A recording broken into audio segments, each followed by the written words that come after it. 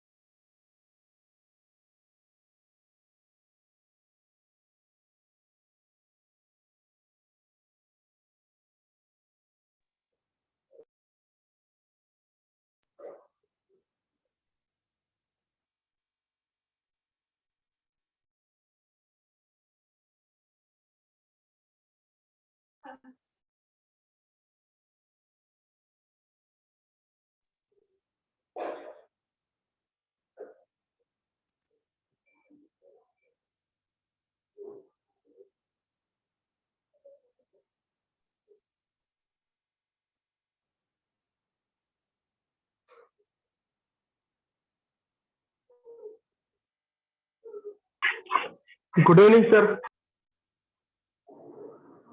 Good evening. Good evening. Good evening.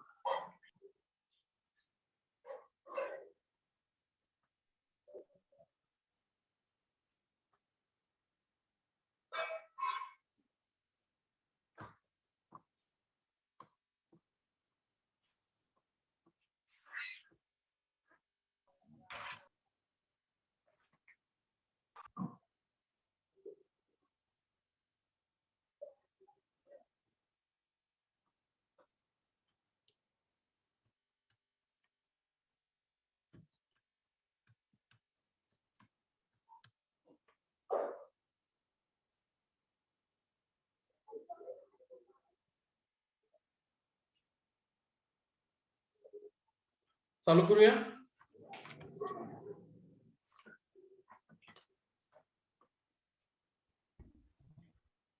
Group वर कोणतं link Yes, sir. Hello sir. Hello.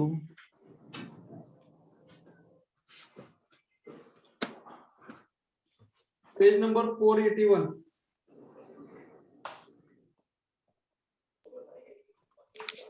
Page number 481 काढा सगळ्यांनी.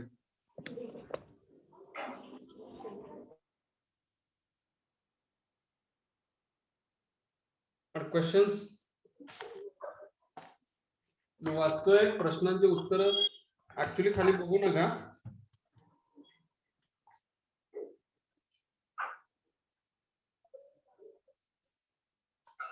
कोणीतरी एकाने अनम्यूट होऊन वाचा बघू पहिला प्रश्न.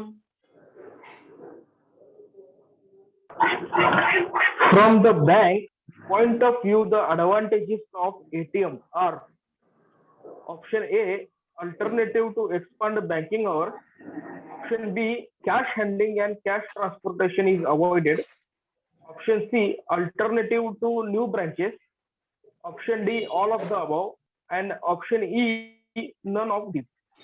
काय उत्तर असेल याचं?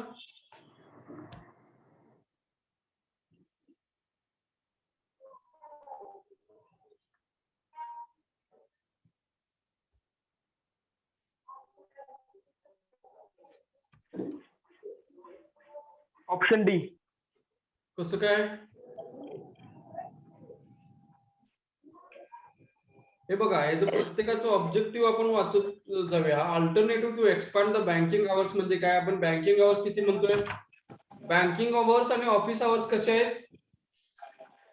बँकिंग आवर्स म्हणजे काय आणि ऑफिस आवर्स म्हणजे काय?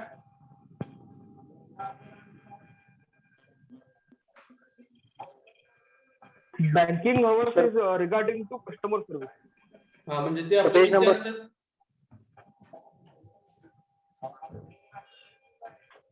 Banking hours related to customers असतात. 10 ते 2 अडीच काय असतील ते ऑफिस टायमिंग जे आपल्या बँकेने ठरवलंय ते कॅश आवर्स ज्याला म्हणतोय आपण किंवा बँकिंग आवर्स म्हणतोय. त्याच्यानंतर ऑफिस आवर्स जे असतात ते बियॉन्ड दॅट आपलं ऑफिस टायमिंग किती आहे? 10 ते 5, 10 ते 5:30, 6 याला ऑफिस आवर्स म्हणतात. Beyond the banking hours ATM आपलं वर्किंग मध्ये असते जसं 24/7. त्यामुळं एटीएम चे पहिलं ऑप्शन बरोबर आहे. Cash handling and cash transportation is avoided. Cash handling and cash transportation avoided का? कारण की तुम्हाला cash from bank point of view cash तुम्ही एकदा भरलात की ती बऱ्याचदा तुम्हाला सारखं सारखं भरायला लागत नाही किंवा या ब्रांच कडून त्या ब्रांच मध्ये कॅश हँडलिंग करायला लागत नाही. कारण की आपण एटीएम हे पॉइंट ऑफ सेल केल्यामुळं त्या एटीएम द्वारे कॅश कस्टमर्स काढू शकतोय आणि त्याला ते बेनिफिट मिळते बँकिंग आवर्स नंतर. त्यामुळे कॅश हँडलिंग आणि कॅश इन ट्रान्सपोर्टेशन इज कमीत कमी होते. अल्टरनेटिव्ह टू न्यू ब्रँचेस आपण परवाच बघितलं होतं किऑस्क आणि 2 ई लॉबीज बसवले म्हणजे जसं कॅश डिस्पेन्सर किंवा कॅश रिसायकलर, एखादं किऑस्क चेकबुक पासबुक प्रिंटिंगचा आणि एक एटीएम बसवलं तर तिथं टोटल ब्रँचेस होऊन जाते. कारण की चेकबुक भरू शकतोय, चेक डिपॉझिट करू शकतोय, पासबुक प्रिंट करू शकतोय आणि बाकीच्या गोष्टी कॅश डिपॉझिट आणि विड्रॉ करू शकतोय. जे बेसिक बँकिंग जे आहे ते आपण ह्या मशीनद्वारे करू शकतो. त्यामुळं अल्टरनेटिव्ह टू न्यू ब्रँचेस ही कॉन्सेप्ट इथं क्लिअर होते. त्यामुळे वरचे जे सगळे पॉइंट्स आहेत ABC हे all of the above clear आहेत. त्यामुळं याचं उत्तर आहे D, all of the above. Next दुसरा कोणीतरी वाचा प्रश्न, सोपा आहे. PIN is personal identification. हा हे बऱ्याचदा झाले. 3 number. Next The advantage of a processor smart card are security, बघून सांगू नका, त्याचे उत्तर पण सांगायचे. सिक्युरिटी सांगितले कोणी, त्यांना पुढचे ऑप्शन 2 एक्सप्लेन करा.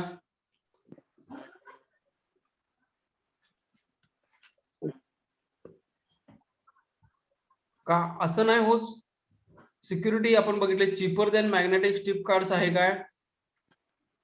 नाही, कारण की मॅग्नेटिक स्ट्रिप कार्ड प्रिंट करण्यासाठी आणि हे ईएमई चिप कार्ड काढण्यासाठी जे खर्च आहे तो जास्त आहे. त्यामुळे चीपर आहे का? नाही आहे. ठीक आहे. त्यामुळे दुसरा प्रश्न काय येतोय? GPS enabled. जीपीएस एनेबल्ड असा ऑप्शन आहे का त्याच्यामध्ये? नाही आहे. तिसरा प्रश्न काय राहतोय? All of the above. त्याच्यामध्ये काही 2 ऑप्शन नसल्यामुळे ती ऑल ऑफ द अबव पण येत नाही. आणि सिक्युरिटी असल्यामुळं आपण बघितले प्रोसेसर आणि त्याची चिप असल्यामुळं मेमरी स्टोरेज करण्याची कॅपॅसिटी असल्यामुळं बरेच आपण फीचर्स बघितले होते त्याचे सिक्युरिटीचे, जसं बायोमेट्रिक बघितलं होतं, व्हेन डायग्राम बघितलं होतं, हँड जॉमेट्री बघितलं होतं, त्याच्यानंतर रेटिना स्कॅनिंगचं आपण करू शकतो असं स्मार्ट कार्डच्या बाबतीत बघितलं होतं. हे काही एटीएम कार्डच असायला पाहिजे असं नाही आहे. स्मार्ट कार्ड हे वेगवेगळ्या ठिकाणी आपण वापरू शकतो जिथं मोर सिक्युरिटी गरजेची आहे. बरोबर. त्यामुळे स्मार्ट कार्डचे एक फीचर आहे ज्याच्या थ्रू आपण सिक्युरिटी जास्तीत जास्त सिक्युरिटी आपण त्या कार्डला देऊ शकतोय. नेक्स्ट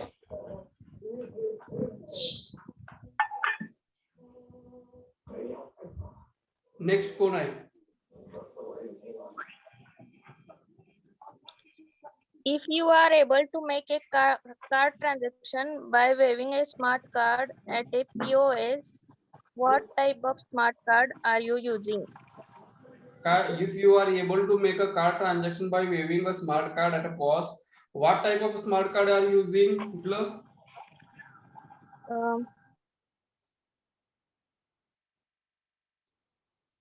कोणतं स्मार्ट कार्ड तुम्ही वापरत आहात त्या वेळेला? वेविंग या शब्दाचा अर्थ काय?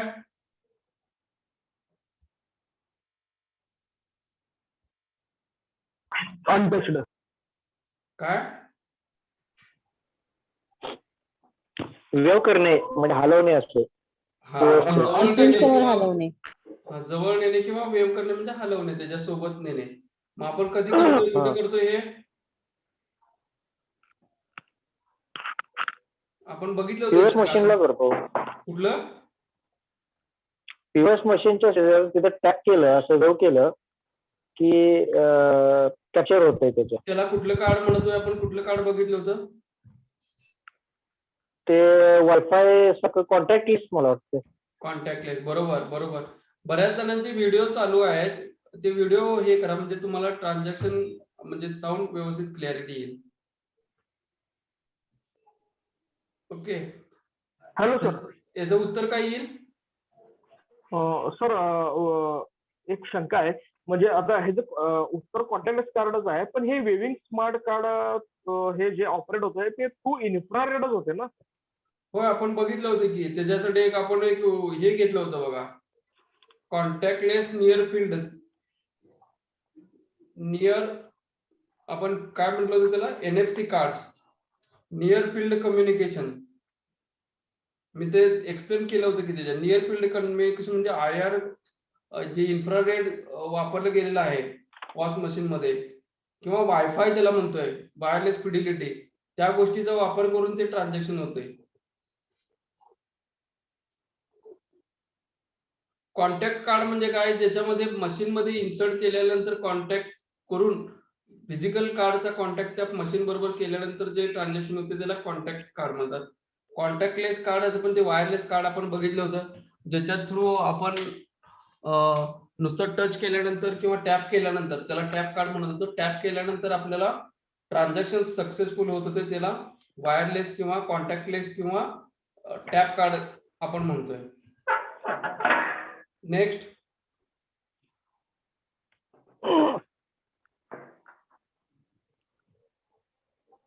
The credit card offers.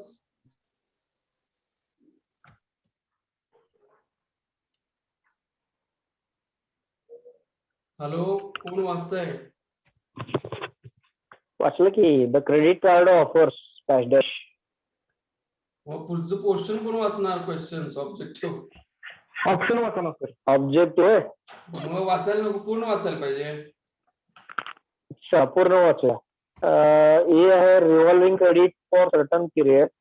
बी आहे pay off the entire amount of card uses. C आहे online recover of amount of card uses. D आहे ऑल ऑफ द अबव. आणि ई आहे नन ऑफ दिस. हा, काय असेल याचं? ऑप्शन ए असणार आहे revolving credit for certain period. कारण ऑप्शन बी आहे जे पे ऑफ एंटर अमाऊंट आहे, तर क्रेडिट कार्ड युज करून पे ऑफ तर कुठली अमाऊंट होत नाहीये. ऑप्शन सी आहे online recover of amount card uses, तर आपण क्रेडिट कार्ड युज करून कुठलीही अमाऊंट ऑनलाईन किंवा ऑफलाईन रिकव्हर होत नाही. त्यामुळे option A is a fine. Okay, बरोबर आहे. Next,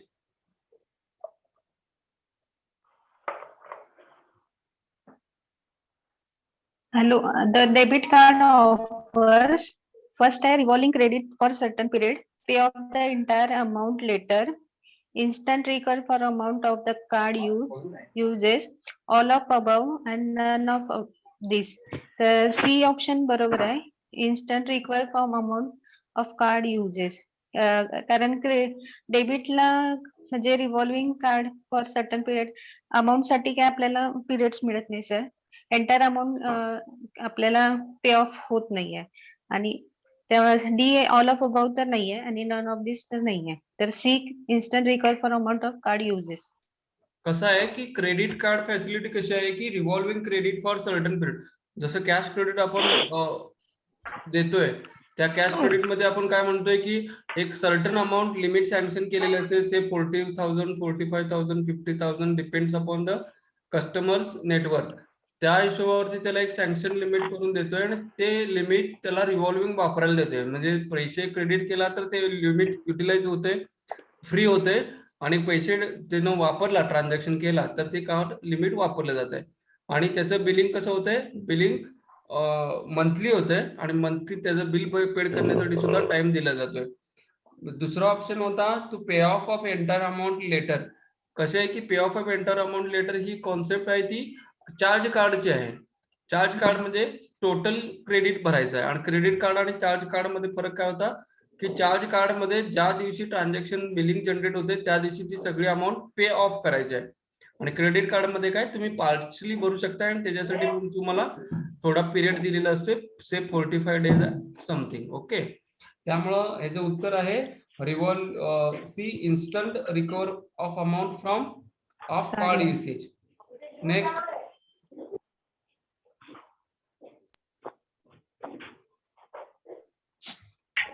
transaction of. ओके तुम्ही कंटिन्यू करा सर. करा, कंटिन्यू करू. करा, कोणीतरी करा. काय अडचण नाही. Transactions of internet banking excludes option A, withdrawal of cash anywhere in India. Option B, statement of account for a specific period. Option C, transfer of funds from one account to another account. Option D, balance inquiry, and last option E, none of these. काय त्याचं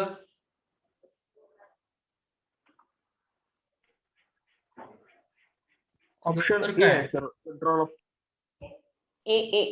withdrawal of Option cash A, withdrawal of cash anywhere in India. का? आपण कारण त्यातलं काही प्रश्नच आहे sir की इंटरनेट Excludes बँकिंग विचारलं ना. इन्क्लुडिंग नाही, एक्सक्लुडिंग विचारलंय. एक्सक्लुडिंग विचारलंय, त्यामुळे ते आपण करत नाही. म्हणजे ते होऊ शकत नाही ना इंटरनेट कॅश विड्रॉल होत म्हणजे स्टेटमेंट ऑफ स्टेटमेंट घेऊ शकतो.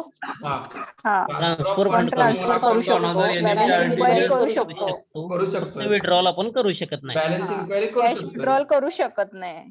कॅश विड्रॉल करू शकत करू नाही. शकत नाही. इंटरनेट बँकिंग हे काय आहे? करू शकत नाही. डिजिटल चॅनल आहे, त्यामुळे जे फंड ट्रान्सफर होऊ शकतात त्याच्यामध्ये कॅश ट्रान्झॅक्शन अलाउड नाही आहे. बरोबर. ओके. ओके, त्यामुळे जे उत्तर आहे withdrawal of cash anywhere in India. Okay, next. India. Yes, Which sir. of the following is not a digital alternate delivery channel? Hello? हा, बोला. अनम्यूट कोण बोला, एकच कोणीतरी, बाकीचे सगळे म्यूट अनम्यूट होते म्हणतात, मी म्यूट केले.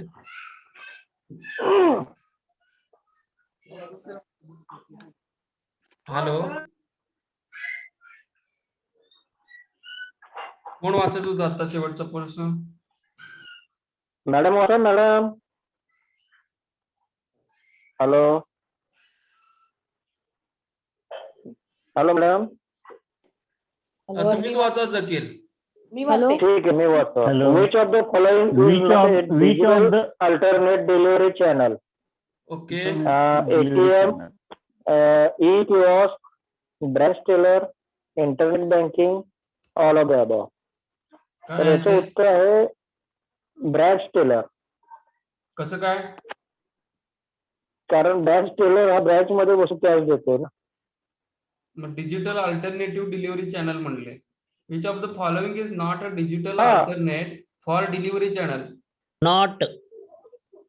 Not a digital channel. म्हणजे जे तुम्हाला ब्रँच टेलर मानलेलं आहे ना ते. विचारलंय. Branch teller not digital. Human हा, ह्युमन इंटरफेरेन्स आहे. मॅन्युअली डिजिटल याचं उत्तर ते आहे ब्रांच टेलर मॅन्युअली कॅश देणार आहे ना. तर याचं उत्तर आहे सी, ब्रांच टेलर. एटीएम मध्ये डिजिटल पे अल्टरनेटिव्ह आहे काय? कारण की ते स्वतःच डिजिटल चॅनल आहे, डिलिव्हरी चॅनल ज्याला म्हणतोय. ई केओस्क आहे, इंटरनेट बँकिंग आहे, ज्याच्या थ्रू डिजिटल अल्टरनेटिव्ह वापरू शकते. पण ब्रांच टेलर मध्ये कसं आहे की हे फिजिकल ट्रान्झॅक्शन करण्यासाठी काउंटरला आपण ब्रांच टेलर म्हणतो. त्यामुळे ते उत्तर काय? C, branch teller. ओके, आता आपण हा पोर्शन पेज कुठला पेज नंबर 481 कम्प्लीट करतोय. त्याच वेळेला आपण युनिट 32 कम्प्लीट करतोय आणि आजपासून सुरुवात करतोय. पण unit number 33 data communications and network and EFT system. Page number आहे 485. ओके, हे डेटा नेटवर्किंग म्हणजे काय करतोय आपण? मी आता बेसिक सांगतो, स्क्रीन शेअर करतो, बाकीच्यांनी अनम्यूट करा सगळ्यांनी. Okay, Yes, sir.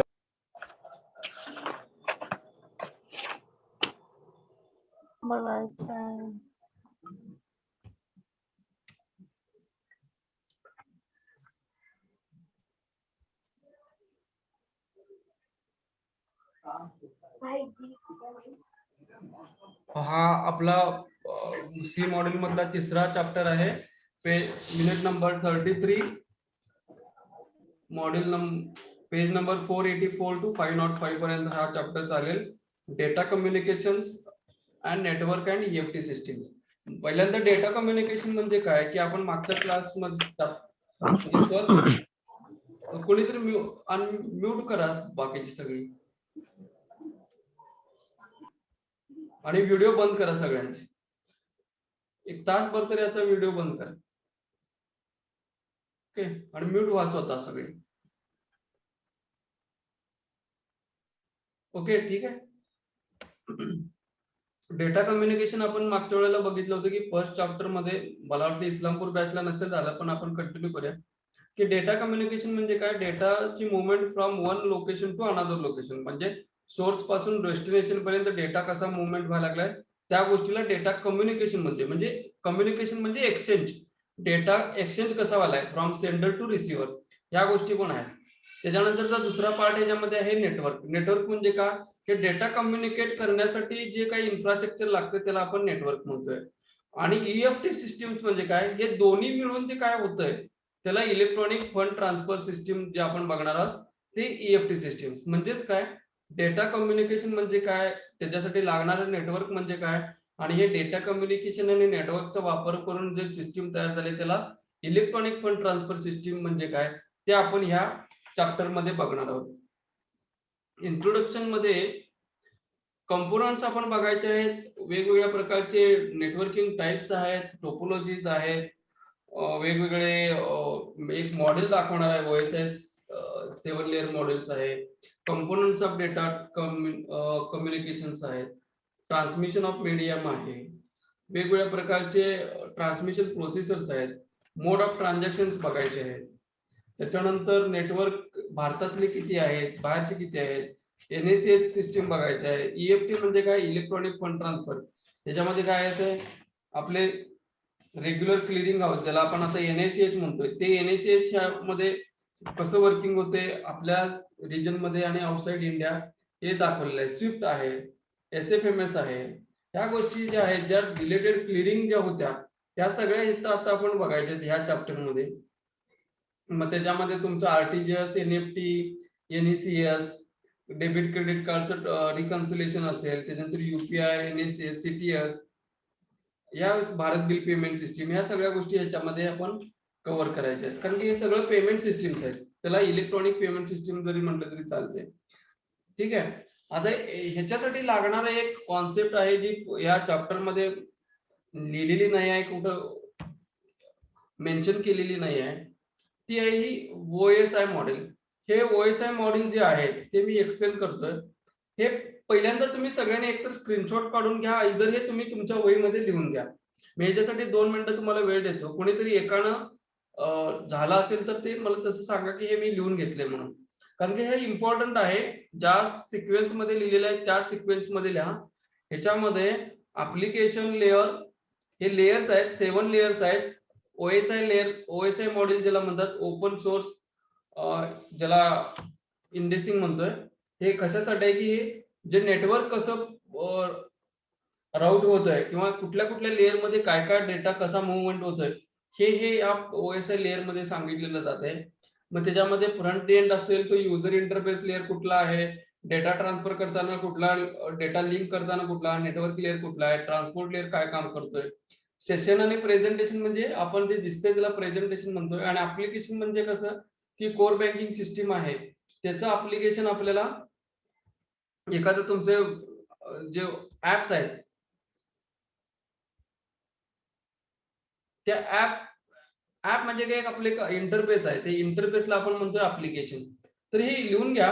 लिहून घेतल्यानंतर फक्त हे तुम्ही मी त्याचं एक्सप्लेनेशन पुढच्या 2 स्लाइड मध्ये करतो किंवा स्क्रीनशॉट पण काढून ठेवा चालेल.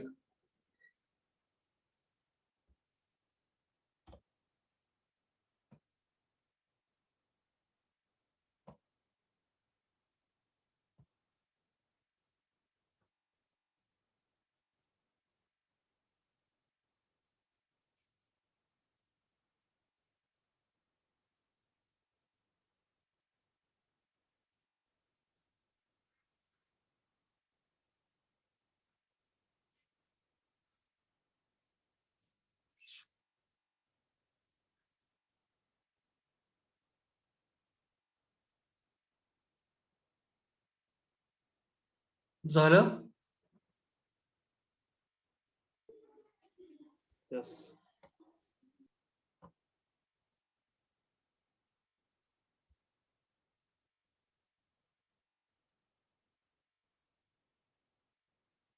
ठीक आहे. हे ह्याचे 7 लेयर आहेत. Application layer, presentation layer, session layer, transport layer, network layer, data link layer आणि फिजिकल लेयर. त्याचं कसं लक्षात ठेवा, APSTNTD कसं लक्षात ठेवा, application, presentation, session, transport, network, data link आणि फिजिकल. APSTNDP हे असंच लक्षात ठेवा. ठीक आहे. त्याच्यानंतर जी नेक्स्ट स्लाइड बघा, याच्यामध्ये काय आहे. हे जर तुम्ही इथं बघितलं तर साईडला डेटा आणि लेयर. डेटा पहिल्या 3 ह्याच्यामध्ये डेटा मुवमेंट आहे. Segment, transport, end to end connection ज्याला आपण म्हणतोय, एका कॉम्प्युटर पासून एका दुसऱ्या कॉम्प्युटरला किंवा एका नेटवर्क पासून दुसऱ्या नेटवर्कला जोडण्यासाठी हा ट्रान्सपोर्ट लेयर आहे. नेटवर्क लेयर ज्याच्यामध्ये पॅकेट्स मुवमेंट होतात, पाथ डिटर्मिनेशन लाईक आयपी, ज्याला आयपी आपण म्हणतोय, इंटरनेट प्रोटोकॉल, ते ह्या लेयर मध्ये, नेटवर्क लेयर मध्ये डिफाईन करतात, ज्याच्याकडून ऍड्रेस आयडेंटिफाय करणं महत्वाचं होतंय. पाथ डिटर्मिनेशन, फ्रेम्स, जे डेटा मुवमेंट जशी होती, फिजिकल ऍड्रेसिंग, मॅक ऍड्रेस आणि LLC ह्याच्यामध्ये काम करतोय. आणि बीट्स मध्ये फिजिकल म्हणजे 0 to 1 मध्ये आपण media, signals and binary transmission हे होते, या फिजिकल लेयर मध्ये होते. बघा आता हे कसं आहे एक्सप्लेन करायचं. ऍप्लिकेशन लेयर मध्ये सॉफ्टवेअर लेयर्स आहेत. हे 3 वरचे लेयर आहेत, ऍप्लिकेशन लेयर, प्रेझेंटेशन लेयर आणि सेशन लेयर. ह्याच्यामध्ये तुमचे जे सॉफ्टवेअर आहे, तुम्ही बघा सेंडर आणि रिसिव्हर डेटा ह्याच पद्धतीने जातोय. सेंडर ऍप्लिकेशन लेयर पासून खाली जातोय तो सेंडर, आणि फिजिकल लेयर म्हणजे हे कॉम्प्युटरची दुसऱ्या कॉम्प्युटरला जोडताना जे नेटवर्क होते ते ह्या पद्धतीने जाते. पहिल्यांदा काय असतोय, तुमचं कोर बँकिंगचं सॉफ्टवेअर आहे, त्या सॉफ्टवेअरचं ऍप्लिकेशन लेयर मध्ये कुठं येईल, ऍप्लिकेशन मध्ये. मग प्रेझेंटेशन लेयर म्हणजे काय, जे तुमच्याकडं युजर इंटरफेस आहे, ज्याला तुमच्याकडं बटन वगैरे आहेत, डेटा एंट्री करायला टेक्स्ट बॉक्स आहेत, ह्या गोष्टीला जे काय म्हणतोय प्रेझेंटेशन लेयर, प्रेझेंट करतोय आपण त्याच्यामध्ये. सेशन लेयर म्हणजे तुमचं जसं युजर लॉग इन्स आहेत, युजर लॉग इन म्हणजे काय, तुम्ही जेव्हा लॉग इन करताय त्यावेळेला तुमचा एक सेशन तयार होतोय, आणि तो सेशन जो पण तुम्ही लॉग आउट होत नाही तो तुम्हाला काय म्हणतात, तुमचं एक युजरचं सेशन म्हणजे तुमचं अटेंडन्स असेल किंवा तुमचे लॉग इन हिस्ट्री असेल, ट्रॅकिंग आयडी असेल. तर हे सगळं पहिले जे 3 लेयर्स आहेत ते काय काम करतात की तुमच्या युजर्सच्या रिलेटेड आणि सॉफ्टवेअरच्या रिलेटेड जे वर्किंग आहे ते ह्या लेयर मध्ये होते. ऍप्लिकेशन लेयर मध्ये CBS ऍप्लिकेशन आहे, त्याचा डेटाबेस इंटरफेस काय असेल तर तो. प्रेझेंटेशन लेयर मध्ये तुमचं युजर इंटरफेस आहे, तो युजर इंटरफेस तुम्हाला कसा आहे तो याच्या प्रेझेंटेशन लेयर मध्ये. सेशन लेयर मध्ये काय असतंय की तुम्ही लॉग इन केल्यापासून तुम्ही लॉग आउट होतोपर्यंत जे रेकॉर्ड ठेवलं जाते त्याला काय म्हणतात, सेशन लेयर. त्याच्या पुढचा लेयर जो आहे तो काय, हार्ट ऑफ द OS आहे, ट्रान्सपोर्ट लेयर. ट्रान्सपोर्ट लेयर म्हणजे का की याच्यात ना डेटा मुवमेंट व्हायला लागले. डेटा मुवमेंट म्हणजे काय, one computer to another computer. त्यामुळे हे जर नसलं, ट्रान्सपोर्ट लेयर नसतं तर हे बाकीचं करण्यात काय अर्थच नाही. त्यामुळे transport layer is a heart of the OS आहे. नेटवर्क लेयर, हे नेटवर्क लेयर आता पार्ट कसं होतंय, तुमच्या कॉम्प्युटरमध्ये झालं, प्रेझेंटेशन झालं, सेशन चालू केला, कॉम्प्युटरमध्ये तुम्ही डेटा एंट्री केला, मग ट्रान्सपोर्ट लेयर मध्ये तुम्हाला ट्रान्सपोर्ट करायला लागलं. मग नेटवर्क लेयर मध्ये म्हणजे नेटवर्क मध्ये कुठल्या ऍड्रेस मध्ये आहे, तुमचा कोर बँकिंगचा डेटा सेंटर आहे दुसरीकडे, तिथून तिथं ट्रान्झॅक्शन जायला पाहिजे, मग हे नेटवर्क चालू होते. त्याच्यानंतर data link layer. Data link layer म्हणजे तुम्ही पाठवलेला डेटा आणि तुमच्या CBSच्या डेटाबेस मध्ये लिंक करण्याचं काम करायसाठी डेटा लिंक लेयर. आणि फिजिकल लेयर म्हणजे काय, ते ऍक्च्युअली डेटा बिट्स आणि बाइट्स मध्ये स्टोअर करण्यासाठी फिजिकल लेयर. त्याच पद्धतीने कॉम्प्युटर कडनं जे रिक्वेस्ट येतोय तर ते कसं येईल की सर्व्हर मधनं जो येणार आहे, तुम्ही समजा कस्टमरची एक इन्फॉर्मेशन मागितली तर फिजिकल लेयर म्हणजे काय, कस्टमरची जी रिक्वायरमेंट पाठवलेली आहे, तुम्ही जे सेंडर ऍप्लिकेशन मधनं कस्टमर नाव टाकलेलं असते त्याचं युजर इंटरफेस मध्ये टाकताय, तुमचा सेशन चालू आहे, तो ट्रान्सपोर्ट करून नेटवर्क मध्ये गेला, नेटवर्क मधून डेटा लिंक केला तुमच्या डेटाबेस मध्ये, त्याच्यातनं कस्टमरचा नंबर काढला. मग रिट्राय करताना कसं होईल, सेम पहिल्यांदा नंबर बायनरी मधनं न्यूमरिकल मध्ये करेल, तो डेटा लिंक करेल तुमच्या ह्याला, मग तो नेटवर्क मध्ये पास करेल, मुवमेंट करेल, ट्रान्सपोर्ट लेयर तुमच्या सेशन पर्यंत आणून देईल तुमच्या सेशन मध्ये, आणि सेशन लेअर तुमच्या युजर इंटरफेस वरती स्क्रीनवरती दाखवेल आणि ते ऍप्लिकेशन तुम्हाला त्या ऍप्लिकेशन लेअर मध्ये तुम्हाला ते प्रेझेंटेशन युजर इंटरफेस द्वारे दिसेल. हे आहे OSI मॉडेल.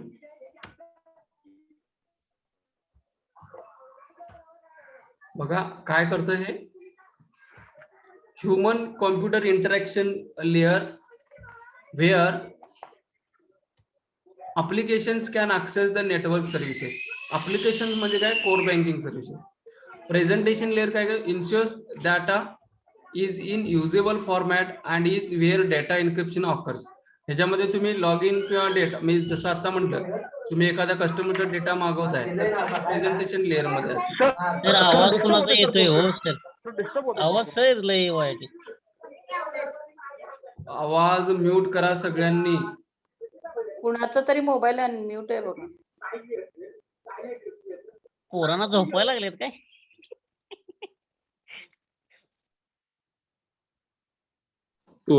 चालले.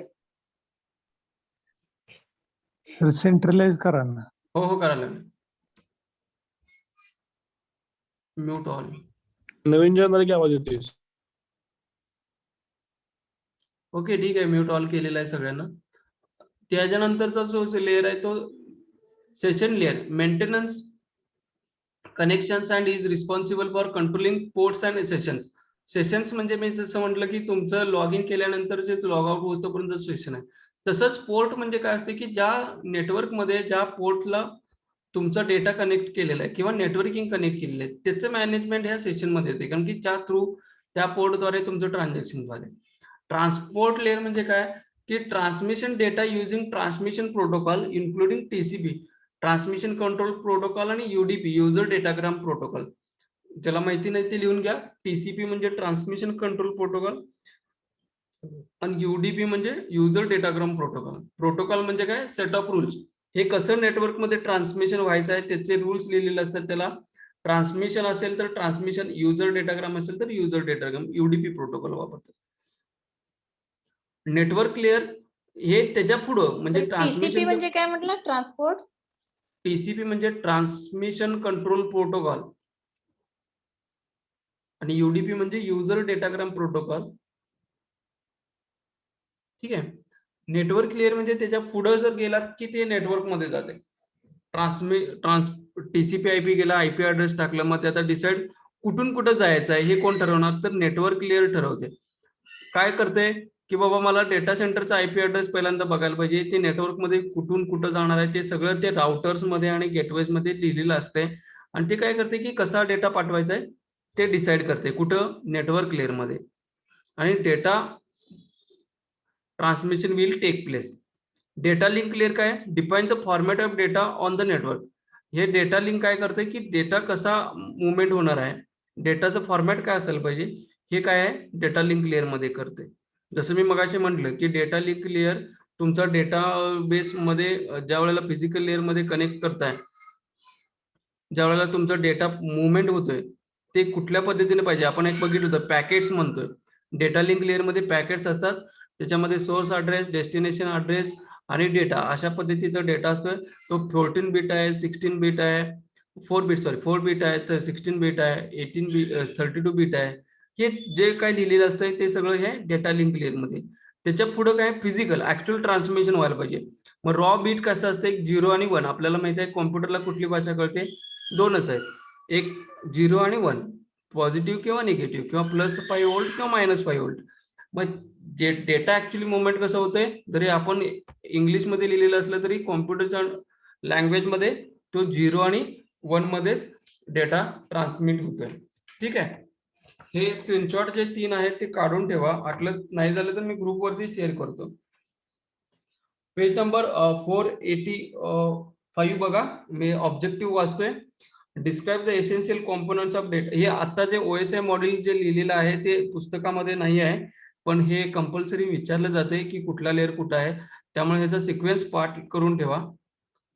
म्हणजे ऍप्लिकेशन प्रेझेंटेशन, पण तुम्ही बघा त्याचा उलटा सिक्वेन्स आहे. पहिला फिजिकल लेअर आहे जो खाली आहे, डेटा लिंक लेअर 2 नंबरला आहे, 3 नंबरला नेटवर्क लेअर आहे, 4 नंबरला ट्रान्सपोर्ट लेअर आहे, आणि 5 नंबरला सेशन लेअर, 6 नंबरला प्रेझेंटेशन लेअर आणि 7 नंबरला ऍप्लिकेशन लेअर. हे कसं आहे की सर्व्हर कडून तुमच्यापर्यंत येणारं जे नेटवर्किंग आहे किंवा डेटा मुवमेंट आहे त्याच्यासाठी लिहिलेलं आहे. ओके, ह्याचा स्क्रीनशॉट जरी काढून ठेवला तरी चालेल तुम्ही. त्यानंतर इंट्रोडक्शन मध्ये बघा, the past few years have witnessed a phenomenal advancement in computers and telecommunications technologies and their fusion has led a communication network. This has legacy changes banker strategy towards the technology absorption. आपण आता बघतोय की बऱ्याचदा आपण हे digital technology किंवा आता cashless banking वगैरे हे जे आलेले आहे हे ह्याचंच पाठिंबचं जे आपण एक 10 वर्षाचा जर बॅक बघितला तर तुम्ही कळेल की आपण किती फास्ट आणि ड्रास्टिक युगामध्ये आपण आता सध्या डेटा मुवमेंट करतोय. विदिन अ फ्यू सेकंद आपण ह्या कंट्रीमधून दुसऱ्या कंट्रीमध्ये डेटा किंवा फंड ट्रान्सफर करू शकतोय. हे बिकॉज ऑफ काय आहे की हे टेक्नॉलॉजी अपग्रेडेशन्स आहे. नवीन नवीन जे ॲडव्हान्टेजेस आलेले आहेत टेक्नॉलॉजीचे, because of that we can transmit a data from one location to another location within a few second.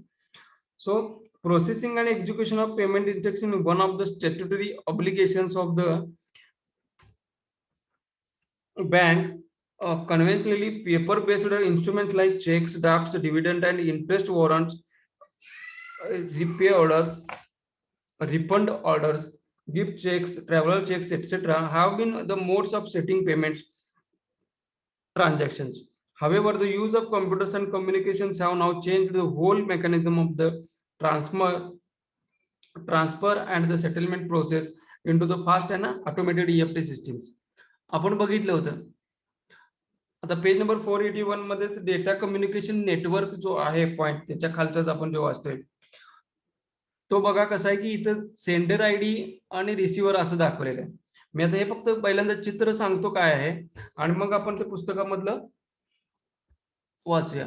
हे ब्लॉक डायग्राम आहे जी ब्लॉक डायग्राम म्हणजे कसं की एक मॉडेल डायग्राम त्याला म्हणतात. त्याला रूल 1, रूल 2, रूल एन हे जे म्हटलेलं आहे प्रोटोकॉल्स आहेत. जसं आपण ट्रान्समिशन कंट्रोल प्रोटोकॉल आहे, इंटरनेट प्रोटोकॉल ज्याला आयपी म्हणतोय, टीसीपी इंटरनेट प्रोटोकॉल व्हर्जन 4 ज्याला म्हणतोय, IPv4 व्हर्जन 6 हे जे आहेत त्या पद्धतीचे प्रोटोकॉल्स लिहिलेले असतात. प्रोटोकॉल्स म्हणजे रूल्स, कशा पद्धतीनं नेटवर्क राऊट करायचं आहे किंवा त्याच्यामध्ये काय सिक्युरिटी आहे, त्याच्यामध्ये कुठून डेटा आला तर काय करायचं, काय लिहिलेलं असते त्याला प्रोटोकॉल म्हणतात. म्हणजे जसं सेंडर साइडला प्रोटोकॉल जो आहे तो रिसिव्हर साइडला प्रोटोकॉल असायला पाहिजे.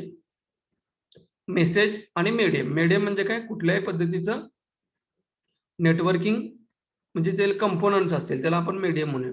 मेसेज म्हणजे काय, आपला जो डेटा आहे मग तो टेक्स्ट फॉर्मॅट असेल, फायनान्शियल असेल, नॉन फायनान्शियल असेल, व्हॉट एव्हर द व्हिडिओ असेल, काय असेल तो ती गोष्ट म्हणजे मेसेज.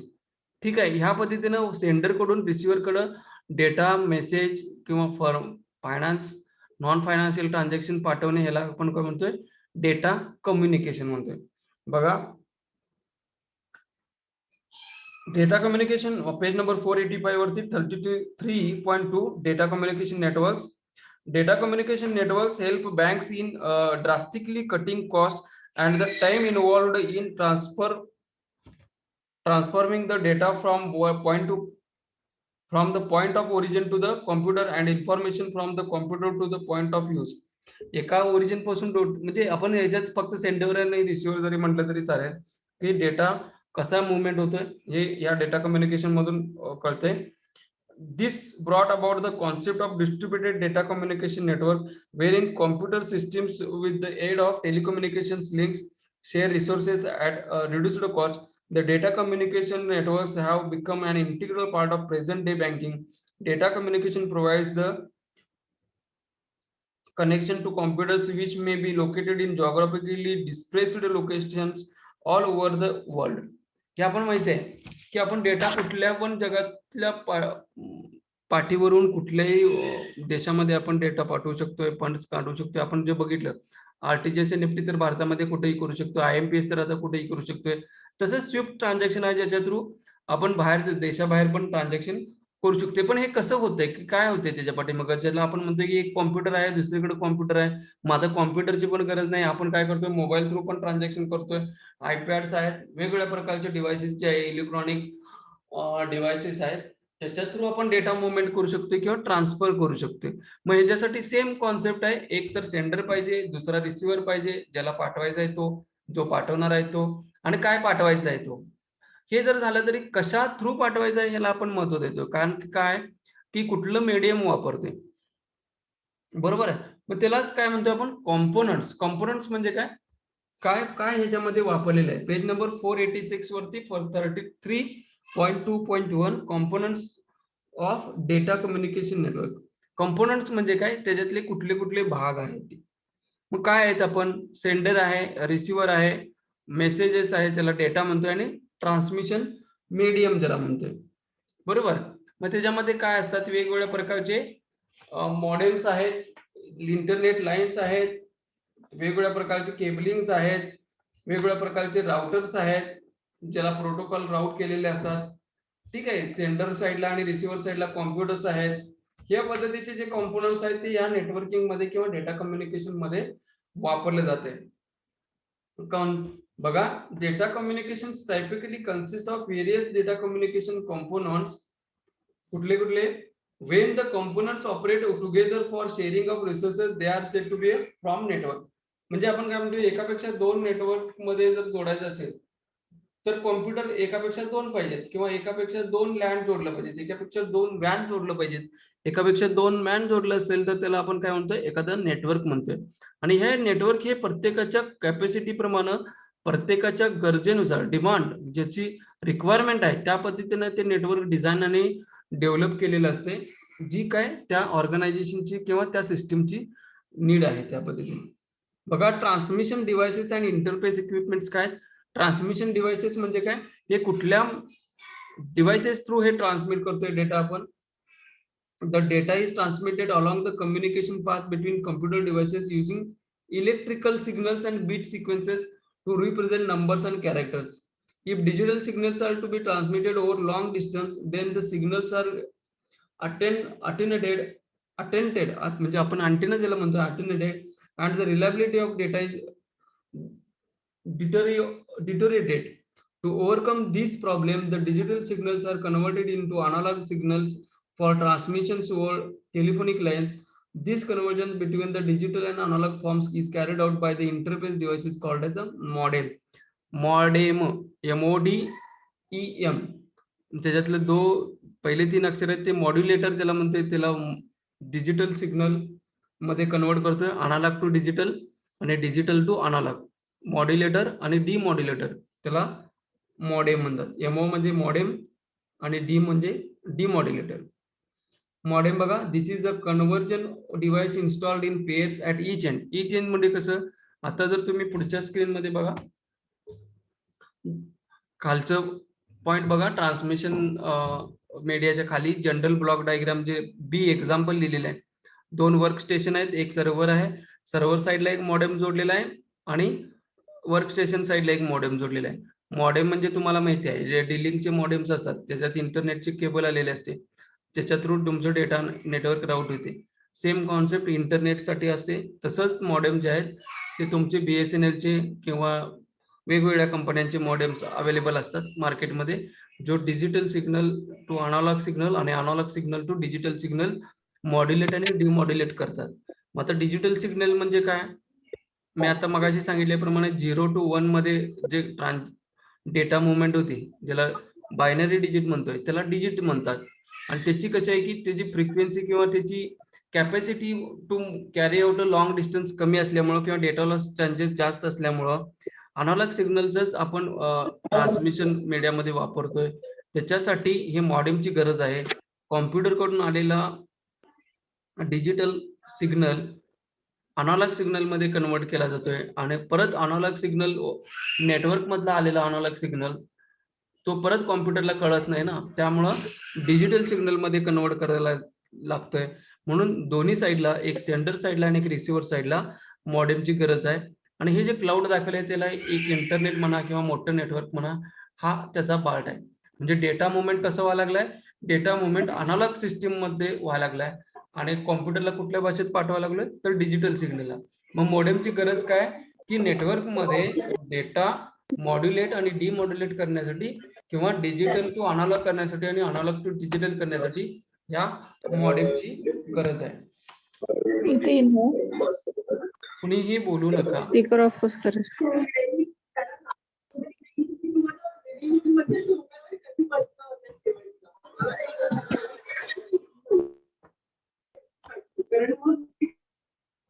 त्याच्या असलेल्या असाइन्ड जागेवरती बसतो. काय त्याची असाइन्ड एक बेंचच्या शेजारी. ओके. त्याच्यानंतर ट्रान्समिशन बघा, हे जर simplified block diagram of data communication network आपण जे मॉडेम साठी बघत होतो कालच्या लाईन मध्ये ते दाखवले बी एक्झाम्पल मध्ये की सेंडर साईडला आणि रिसिव्हर साईडला 2 मॉडेम्स आहेत. कारण की कॉम्प्युटरला भाषा कुठली कळते 0 आणि 1 ची, ज्याला डिजिटल म्हणतोय, ज्याला बायनरी म्हणतोय, जी 1 आणि +5 व्होल्ट -5 ज्याला ट्रू फॉल्स ज्याला काय असेल, आपण वेगवेगळे फॉर्म्स आहेत त्याच्यामध्ये. तर ते कुठलेही आपण म्हणतोय त्याला डिजिटल फॉर्म म्हणतोय. Data is in the digital form आणि तो आपल्याला ट्रान्सफर लॉंग डिस्टन्स वरती करायला लागतो. त्यामुळे डिजिटल फॉर्म मधला डेटा आपण लॉंग डिस्टन्स मध्ये कॅरी करू शकत नाही. त्याच्यासाठी आपल्याला अनालॉग सिग्नलची गरज आहे आणि ते अनालॉग सिग्नल्स कन्वर्ट करायसाठी मॉडेमची गरज आहे. आणि ते मॉडेम काय करतोय, डिजिटल सिग्नल कॉम्प्युटर कडे आलेला अनालॉग सिग्नल मध्ये कन्वर्ट करतोय. तसंच नेटवर्क मध्ये आलेला अनालॉग सिग्नल्स कॉम्प्युटरसाठी डिजिटल मध्ये कन्वर्ट करतोय. बघा वरची डायग्राम. सोर्स सिस्टीम मध्ये बघा, सोर्स काय आहे, ट्रान्समीटर्स आहेत, ट्रान्समिशन सिस्टीम, याला नेटवर्क आहे, रिसिव्हर आणि डेस्टिनेशन. रिसिव्हर, ट्रान्समीटर आणि रिसिव्हर हे 2 गोष्टी आहेत. जसं तुम्ही जर वायफाय जर म्हटलात किंवा एखादा अँटिना जर म्हटलात, ट्रान्स रिसिव्हर ज्याला म्हणतात, जसं ट्रान्झिस्टर टाईप होतं बघ. ट्रान्झिस्टर काय फक्त रिसिव्ह करायचा, तो ब्रॉडकास्ट करू शकत नव्हता, ट्रान्समिट करू शकत नव्हता. पण जे एअरटेलचे किंवा ह्याचे जे मोठे मोठे टावर्स दिसतात, बीएसएनएलचा टावर, एअरटेलचा टावर, आयडियाचा टावर, त्याच्यावरती दोन्ही रिसिव्हर आणि अँटिना आणि ट्रान्समीटर अँटिना जोडलेला असतोय. त्याच्यामुळे काय होते, एका सिग्नल पासून दुसऱ्या सिग्नल पर्यंत डेटा कॅरी करायला रिपीट केला जातोय, सिग्नल्स येणारा रिजनरेट केला जातोय बिकॉज ऑफ दिस ट्रान्समीटर आणि रिसिव्हर. कारण की समजा हजारो किलोमीटर दूर जर जायचं असेल, मोबाईलवरनं आपण एकमेकाशी कम्युनिकेशन करतोय, ठीक आहे, हे आता आपण इंटरनेट थ्रू बोलतोय. हे कसं बोलतोय की हे मी ट्रान्समिट करायला डेटा आणि तुम्ही रिसिव्ह करायला लागलाय. ह्याच्यामध्ये बरेच प्लेयर्स आहेत. म्हणजे कोणी एअरटेलचं डेटा कार्ड वापरायला, कोणी आयडियाचं वापरायला, कोण बीएसएनएल वापरायला, कोण बी चॅनल वापरायला, कुठल्याही पद्धतीचं. पण डेटा प्रत्येकापर्यंत पोहोचायलाय. कसा पोहोचायला लागलाय, कारण की मध्ये मध्ये हे ट्रान्समीटर आहे, ते रिसिव्हर्स आहेत आणि डेस्टिनेशन कोण आहे, जर आपण ही मीटिंग कंडक्ट केलं, त्यामुळे तुम्ही जे पार्टिसिपेंट जे 82 लोक जे आहेत, तर ही डेस्टिनेशन आहे आणि मी काय, मी सोर्स आहे किंवा सिस्टीम आहे, मी ज्याच्या थ्रू तुम्हाला डेटा ट्रान्समिट करायला. कुठला, हा व्हॉइस डेटा आहे. हा व्हॉइस डेटा कसं की माझ्या लॅपटॉपवरून तुमच्यापर्यंत पाठवायला लागलो. मग माझा लॅपटॉप कशाशी जोडलेला आहे, माझ्या घरच्या वायफायशी. मग वायफाय काय झालं, ट्रान्समीटर झालं. ट्रान्समिशन सिस्टीम मध्ये काय, माझं वायफाय असेल, एअरटेलचं ऑफिस असेल, एअरटेलचं सिस्टीम्स असतील, आयडियाचे असतील, बी चॅनलचे असतील, कुठल्या पण पद्धतीची जे ट्रान्समिशन सिस्टीम आहे, तो ज्याच्या थ्रू डेटा पास व्हायला आहे. रिसिव्हर म्हणजे काय, तुमच्या इथलं जे रिसिव्हर आहे, ते वायफाय आहे, एअरटेलचं डोंगल आहे, बीएसएनएलचं डोंगल आहे, काय असेल तर तो रिसिव्हर आहे. आणि डेस्टिनेशन म्हणजे तुम्ही स्वतः जे त्याच्या थ्रू तुम्ही कॅप्चर करायला आहे. हे म्हणजे डेटा कम्युनिकेशन मॉडेल आहे, ज्याच्या थ्रू ट्रान्समिशन आणि रिसिव्हर हे 2 मोठे काम करतात. ज्याच्या थ्रू जसं खाली जरी मॉडेम म्हणलेलं आहे, एक ट्रान्समीटरचं काम करतोय आणि एक रिसिव्हरचं काम करतोय मॉडेम. नेक्स्ट बघा आता ट्रान्समिशन मीडियम बघूया आपण काय काय. हे कॉम्पोनंट साठी मी मगाशीच जे उदाहरण आता दिलेले तेच आहे. याच्यामध्ये 2 मॉडेम्स आहेत. इथं बघायला गेलात तर हे 2 मॉडेम्स आहेत. हे टेलिफोनची लिंक कनेक्ट केलेली आहे आणि हे सोर्स आणि हा डेस्टिनेशन. ठीक आहे, होस्ट किंवा रिसिव्हर हे अशा पद्धतीचं नेटवर्क आहे ज्याच्या थ्रू मॉड्युलेट आणि डिमॉड्युलेट करून सिग्नल ट्रान्सफर केले जातात.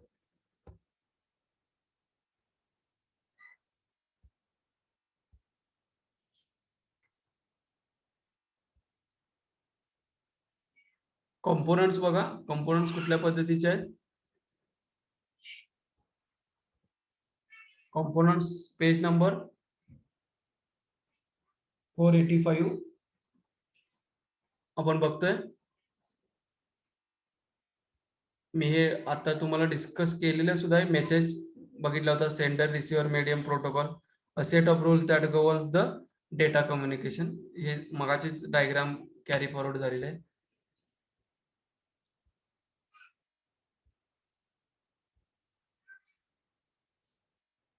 त्याच्यानंतर ही डायग्राम आपण बघितल्यानंतर कुठली बघतोय आता?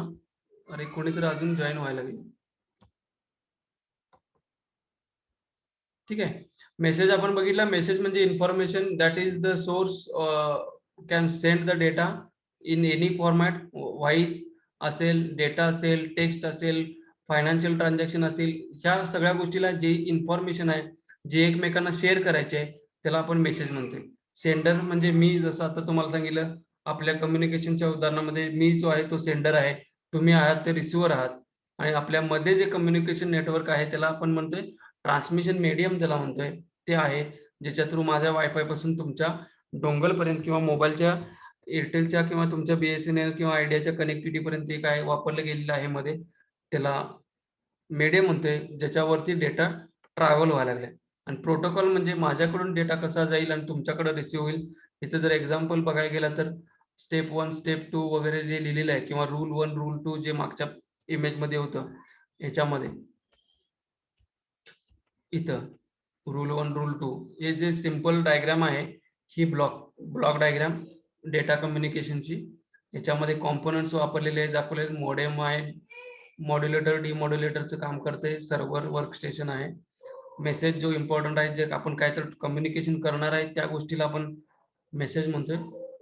त्याच्यानंतरचा जो पार्ट आहे तो पेज नंबर 486 वरचा, ट्रान्समिशन मीडियम. ट्रान्समिशन मीडियम म्हणजे काय, जे आपण मगाशी बघितलं की ह्या याच्यामध्ये मीडियम, ह्या कॉम्प्युटर पासून ह्या कॉम्प्युटर पर्यंत जे काय मध्ये लाईन मोडलेली आहे, ही आता सिंगल लाईन आहे, पण तुम्हाला बऱ्याच गोष्टी असेल तर तुम्ही तुमच्या कॉम्प्युटरच्या पाठीमागे बघायला तर कॅट6 केबल असते, ज्याला लॅन केबल म्हणतोय. त्या पद्धतीच्या जे केबल्स आहेत, वार्ड केबल वापरलेले आहेत, कुठं मॉडेम वापरलेले आहेत, किंवा कुठं जे वापरलेलं आहे. तर ट्रान्समिशन मीडियम कुठल्या कुठल्या पद्धतीचे आहेत तुम्ही याचा स्क्रीनशॉट काढून घेऊ शकता. गायडेड मीडिया आणि अनगायडेड मीडिया. हे गायडेड मीडिया म्हणजे ज्याच्या थ्रू डायरेक्ट वायर वगैरे आपण कनेक्ट केलेला असतोय, त्याला गायडेड मीडिया म्हणतोय. आणि अनगायडेड मीडिया म्हणजे ज्याच्या थ्रू वायरलेस किंवा ज्याच्यात मध्ये डायरेक्ट टू डायरेक्ट कनेक्टिव्हिटी नाही आहे, त्याला अनगायडेड मीडिया. त्याला काय माहिती नाही कुठून कुठं जायचं आहे. पण गायडेड मीडियाला कसं लिंक कनेक्टिव्ह आहे, एस्टॅब्लिश आहे, त्यामुळे त्याला माहिती आहे की कुठनं डायरेक्ट कुठं जाणार आहे. म्हणजे मीडियम कुठलं वापरायचं हे माहिती आहे, त्याला गायडेड मीडिया म्हणतात. त्याच्यामध्ये 3 प्रकार आहेत. गायडेड मीडियामध्ये बघायला गेलात तर ज्याला टेरेस्ट्रियल केबल्स म्हणतोय. टेरेस्ट्रियल केबल्स तुमच्या इथे लिहिलेले. टेरेस्ट्रियल केबल्स म्हणजे ज्या टेरेस्ट्रियल ह्या शब्दाचा अर्थ काय, आपली एक टेरिटरी म्हणतोय, एक जमीन किंवा असं जे भाग म्हणतोय त्याला टेरेस्ट्रियल म्हणतात. जमीन म्हणूया आपण. 3 of the most commonly wiring techniques are the twisted pair, आपण बघतोय twisted pair cable, coaxial cable आणि ऑप्टिकल फायबर केबल. ह्या बऱ्याचदा नावं ऐकून माहिती असतील. ऑप्टिकल फायबर केबल ज्याला OFC म्हणतोय, fibre optic cable, coaxial cable आणि ट्विस्टेड पेअर केबल. ह्या गोष्टी तुम्हाला माहिती असतील कदाचित, पण तुम्ही कुठं कुठं बघितल्यात तुम्ही सांगू शकताय काय? ट्विस्टेड पेअर म्हणजे काय?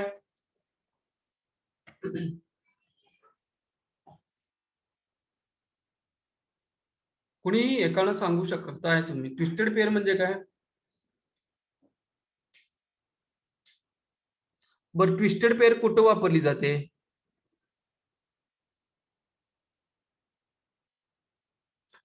ओके, ट्विस्टेड पेअर म्हणजे आपली लॅन केबल जी आहे ती LAN pair twisted pair cable म्हणून वापरतोय. तुमची लाईटची जी केबल होती तुम्ही बघितला तर त्याला पिळा मारलेला होता, ती केबल म्हणजे ट्विस्टेड पेअर केबल, ज्याला ट्विस्ट केलेली आहे. ही जी पेअर आहे ह्याला ट्विस्टेड पेअर केबल म्हणतात. ज्याच्यामध्ये आता कॅट6, कॅट4, कॅट5 जे आहेत, तर हे जे लिहिलेली आहे ही आपण बघतोय पांढरी केबल असते कॉम्प्युटरच्या मागे आणि त्याला RJ45 कनेक्टर जोडलेला असतो. आणि हे जे सांकेतिक भाषा ही निळी लाईन आहे, केसरी पांढरी आहे, ब्राऊन व्हाईट आहे आणि ग्रीन व्हाईट आहे. ह्याच्यामध्ये पेअर्स आहे ते पेअर म्हणजे काय जोडी. ह्या पेअरद्वारे तुमचं डेटा कम्युनिकेशन वापरलं जाईल. ह्याच्यातला एक पेअर वापरला जाईल, 2 पेअर वापरला जाईल, डिपेंड्स अपॉन द रिक्वायरमेंट. ह्याला म्हणतो ट्विस्टेड पेअर वायर. ही कुठं कुठं वापरतोय, आपल्या लोकल एरिया नेटवर्क मध्ये जे केबल वापरली जाते ती आहे ही ट्विस्टेड पेअर केबल. मग शिल्डेड आणि अनशिल्डेड. शिल्डेड म्हणजे काय, ही जी आहे आता ती शिल्डेड आहे, ज्याच्यावरती कव्हर आहे त्याला शिल्डेड म्हणतात. बऱ्याच केबल्स ज्या आहेत त्या अनशिल्डेड पण असतात, डायरेक्ट कॉपर वायर असते, त्याला अनशिल्डेड पेबल ट्विस्टेड पेअर म्हणतात. तर ही आहे शिल्डेड ट्विस्टेड पेअर केबल. त्याच्यानंतर दुसरी आहे कोएक्सियल केबल. कोएक्सियल केबल म्हणजे काय, बेसबँड किंवा ब्रॉडबँड साठी वापरले जाते. कुठं आहे कोएक्सियल केबल, तुम्ही कुठं वापरताय कोएक्सियल केबल?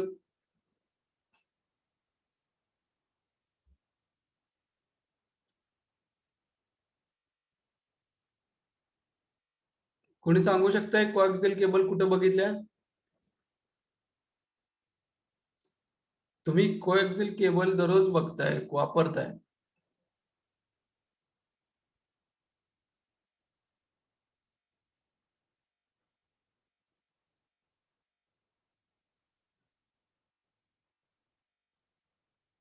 कोएक्सियल केबल जी आहे ते तुम्ही टीव्हीची केबल ज्याला म्हणतोय त्याला आपण कोएक्सियल केबल म्हणतोय.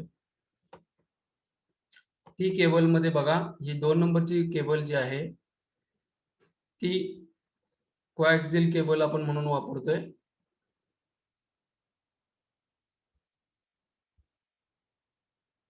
एक मिनिट, कोणीतरी म्हणते की ते अनम्यूट करायचं आहे.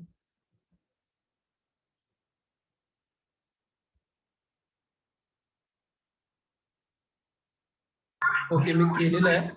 सर कोएक्सियल केबल ही म्हणजे ब्रॉडबँड केबल म्हणजे जी आपल्या मॉडेम किंवा जो ब्रँडचा जो हे आहे सर्व्हर, ब्रँडचा सर्व्हर तिथून जाणारी ती केबल ती कोएक्सियल केबल ना. कुठून कुठून कुठपर्यंत जाते?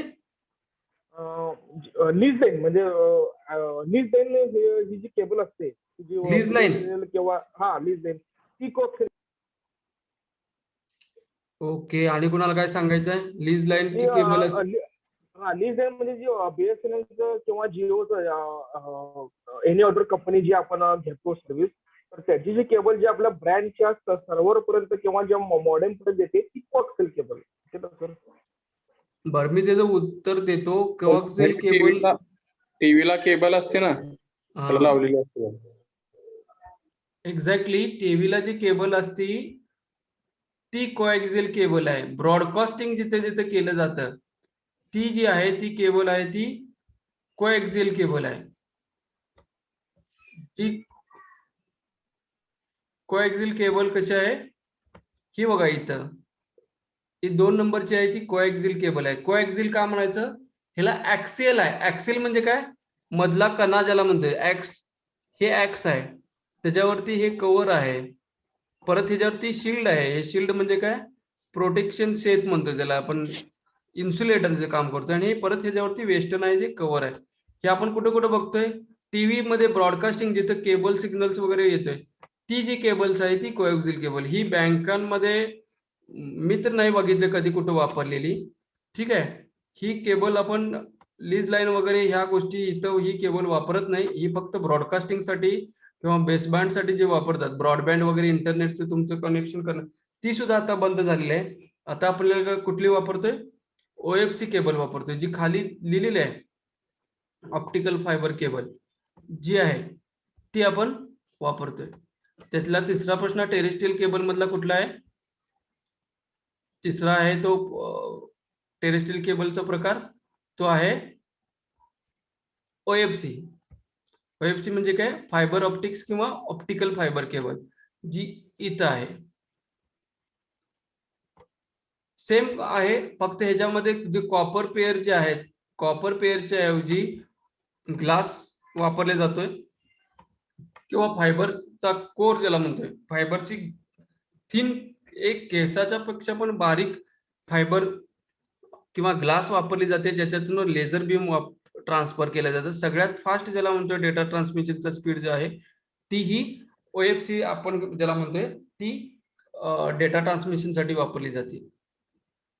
त्याच्यानंतरचा जो भाग आहे तो अनगाइडेड मीडिया. ह्याच्यामध्ये काय असतं की MPLS ज्याला म्हणतोय, managed port switching network, links, ज्याच्यामध्ये जे रेडिओ फ्रिक्वेन्सीज आहेत, IR जो मगाशी म्हटला, इन्फ्रारेड, ह्या गोष्टी ज्या आहेत, किंवा सॅटेलाइट सिस्टीम ज्याला म्हणतोय, व्हीसॅट म्हणजे कम्युनिकेशन, ते ह्याच्यामध्ये ते मायक्रोवेव्ह ट्रान्समिशन्स जे आहेत किंवा रेडिओ ट्रान्समिशन्स आहेत, ज्याला आपण वायफाय म्हणतोय, ह्या गोष्टी ह्या अनगाइडेड मीडियामध्ये येतात. बघूया आता आपण पुस्तकामध्ये जे काय लिहिलेलं आहे, same concept. Coaxial cable consist of an inner copper core held with inner copper core, म्हणजे हे ट्विस्टेड पेअरचं तुम्हाला सांगितलं, नंबर ऑफ एकापेक्षा जास्त जर वायर्स असतील त्याला आपण काय म्हणतोय, ट्विस्ट पेअर म्हणतोय. एक दोन वायरींना आपण काय म्हणतोय, पेअर म्हणतोय. आणि अशा ट्विस्ट केलेल्या पेअर जे असतात त्या 3 किंवा 4 आपल्याला बघता येतात. डिपेंड्स ऑन द कॅट 6 आहे, कॅट 5 आहे. तर ती ही केबल आपण लॅन साठी वापरते, त्याला काय म्हणतोय, ट्विस्टेड पेअर केबल म्हणतोय. पुस्तकात बघा काय लिहिलेलं आहे, पेज नंबर 486 वरती. A twisted pair consist of 2 insulated copper wires. It is widely used in place of parallel wires to minimize the risk of crosstalks, that is mixing and distortion of signals. These are useful for connecting terminals of computer in distance of 150 meters. म्हणजे कुठं आपण बघितलं होतं, पहिल्या chapter मध्ये बघितलं होतं, लॅनचं limitation किती आहे, 150 मीटर. म्हणजेच काय, मी मगाशी सांगितलं तुम्हाला, लॅन केबल कनेक्शन करण्यासाठी किंवा आपल्या ब्रांचचं नेटवर्किंग करण्यासाठी जी केबल वापरली जाते त्याला आपण कुठली वापरतोय, ही ट्विस्टेड पेअर केबल वापरतोय.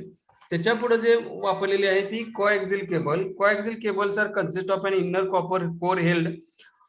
कुठला आहे तो तुम्हाला आता दाखवला त्या पद्धतीनं, कॉपर वायर जे आहे त्याच्यावरती पोझिशन ऑफ सर्क्युलर स्पेअर ज्याला म्हणतोय आपण, ते व्हाईट आणि हे जे प्रोटेक्शन शेड जे दिसते ते बघा. The inner wire is surrounded by insulation, ज्याला हे कॉपरचे जे कनेक्शन वायरी दिसतात या बारक्याला, इन्सुलेटर्स आहेत. And covered by a protective sheath त्याला म्हणतात, protective sheath. The covering protect the core and prevents interface of signal. हे ज्याच्यामध्ये डेटा ट्रान्समिशन साठी आपण हे जे लॅन केबल वापरतो, हे तिथल्या आपण 150 मीटर मध्ये वापरत असल्यामुळे याचा डेटा लिकेज आणि डेटा ट्रान्समिशन स्पीड वगैरे फास्ट असते आणि डेटा लिकेज आणि डेटा क्रॉस व्हायचे चान्सेस कमी असतात. पण ही केबल आपण मोर दॅन 150 मीटर्स मध्ये वापरतोय, MAN ज्याला मेट्रोपॉलिटन एरियामध्ये वापरतोय. त्या गोष्टीसाठी ह्याचा डेटा लीक होणे किंवा नंबर ऑफ डिस्टन्स जास्त असल्यामुळं ह्याची प्रोटेक्शनची गरज जास्त आहे किंवा इन्सुलेशनची गरज जास्त आहे. त्याच्यासाठी हे इन्सुलेटर वापरलेलं आहे त्याच्यामध्ये, किंवा त्याच्यासाठी ॲडिशनल प्रोटेक्शन म्हणून हे व्हाईट कव्हरचं कोर वापरलेलं आहे त्या कोएक्सियल कॉपर वायर वरती. आणि सर्वात शेवटी हे अनेक कव्हर जे वापरलेलं आहे त्याला आपण शिल्डेड म्हणतोय, ज्याला आपण मगाशी म्हटलं होतं की शिल्डेड आणि अनशिल्डेड. ज्याला शिल्ड जे वापरतोय त्याला म्हणजे त्याच्यावरती अनेक कव्हर आहे त्याला म्हणतोय, म्हणून शिल्डेड ट्विस्टेड पेअर किंवा कोएक्सियल केबल. आणि ह्याचे डेटा ट्रान्समिशनचे स्पीड बघा, व्हेरी हाय रेट्स, 500 MB पर सेकंड. जे मगाशी म्हटलं की आपण जे नेटवर्किंग करतोय किंवा टीव्हीचं जे ब्रॉडबँडचे जाळं आहे हे कसं थ्रू कनेक्ट केलेलं आहे या कोएक्सियल केबलमुळे. पण आता कोएक्सियल केबल पण पाठींब पडलेली आहे आणि आता ब्रॉडबँडसाठी किंवा इंटरनेटसाठी OFC जी ऑप्टिकल फायबर जी आहे ही वापरली जाते, कारण की त्याचं स्पीडच त्याच्यापेक्षा जास्त आहे. 500 Mbps जर कोएक्सियल केबलचं असेल तर 2 GB किंवा त्याच्यापेक्षा पण जास्त हे ह्या OFCचं असतं. आणि बऱ्याचदा आपलं OFC BSNLचा जो आपण कोर डेटा सेंटरचे म्हणतोय किंवा BSNLच्या एक्सचेंज पासून आपल्या ह्याच्यापर्यंत डेटा सेंटर पर्यंत किंवा आपल्या सर्व्हर पर्यंत OFC टाकली जाते. त्याच्यावरून नंबर ऑफ ट्रान्झॅक्शन्स आपण जास्त करू शकतोय, फास्ट करू शकतोय, सिक्युअर्ड करू शकतोय, कारण की ह्याच्यामध्ये फायबर ऑप्टिक किंवा ग्लास टेक्नॉलॉजी आणि लेझर टेक्नॉलॉजी वापरलेली आहे. त्याच्यामुळं प्रकाशाच्या वेगाप्रमाणे ह्याचा डेटा ट्रान्समिशन होऊ शकते. आणि number of laser beams course ह्याच्यामध्ये असतात. जसं वर तुम्ही ट्विस्टेड पेअर मध्ये 3-4 कोर दिसतात, त्याच पद्धतीचे जे कोर्स ह्या OFC मध्ये सुद्धा असतात. ते तुम्ही कधीतरी OFC कट केली तर बघा, अदरवाईज गुगलमध्ये जर तुम्ही सर्च केलात तर ते OFC केबल तुम्हाला व्यवस्थित दिसेल त्याच्यामध्ये की नंबर ऑफ कोर्स वेगवेगळ्या कलरचे आपण डेटा लेझर बीम टाकल्यासारखं दिसतात. Fibre optic provides high quality low error rate transmission of signals at very high speeds किती 2 gigabits per second. The fiber optics transmissions are not affected by electromagnetic interference. Electromagnetic interference म्हणजे काय? समजा आता एखादं तुम्ही बघा ट्रान्झिस्टर मी मागाशी म्हटलं किंवा रेडिओ ज्याला म्हटलं, हा रेडिओ तुम्ही पूर्वी बऱ्याच जणांनी ऐकला असेल किंवा आपला होम थिएटर असेल किंवा काय असेल, जर तिचे अँटिना जर काढल्याने तर ते खरखरते बघा. इलेक्ट्रोमॅग्नेटिक फील्ड्स म्हणजे त्याच्या आजूबाजूला जर मोबाईल नेला तर ते खरखरायला लागते. याचं उदाहरण म्हणायला गेलं तर माईक बोलत असताना त्याचा मोबाईल आला तर ते त्याचा साऊंडिंग वेगळा जनरेट होते. हे कारण की त्याचं जे इलेक्ट्रोमॅग्नेटिक फील्ड त्या मोबाईलमुळे जनरेट व्हायला लागले त्याचा इम्पॅक्ट त्या डेटा ट्रान्समिशन वरती होते. त्याच्यामुळं ह्या 2 वरच्या केबल्स आहेत जे कोएक्सियल केबल म्हणा किंवा ट्विस्टेड पेअर केबल पेक्षा OFC त्याच्यासाठी फार उपयुक्त आहे, ज्याच्यामध्ये इलेक्ट्रोमॅग्नेटिक फील्डचा काहीही परिणाम होत नाही. Transmission are not affected by the electromagnetic interference. Interference म्हणजे डिस्टर्बन्स ज्याला आपण म्हणू शकतो, त्याचा डिस्टर्बन्स आपल्याला इलेक्ट्रोमॅग्नेटिक फील्डचा होत नाही. The light source is a laser beam driven by a high speed high current driver. These days the security reason light emitting diodes LED light emitting diodes म्हणजे काय LED हे ह्याच्यासाठी वापरलेले जातात ज्याच्या थ्रू डेटा ट्रान्समिशन आपण करतोय.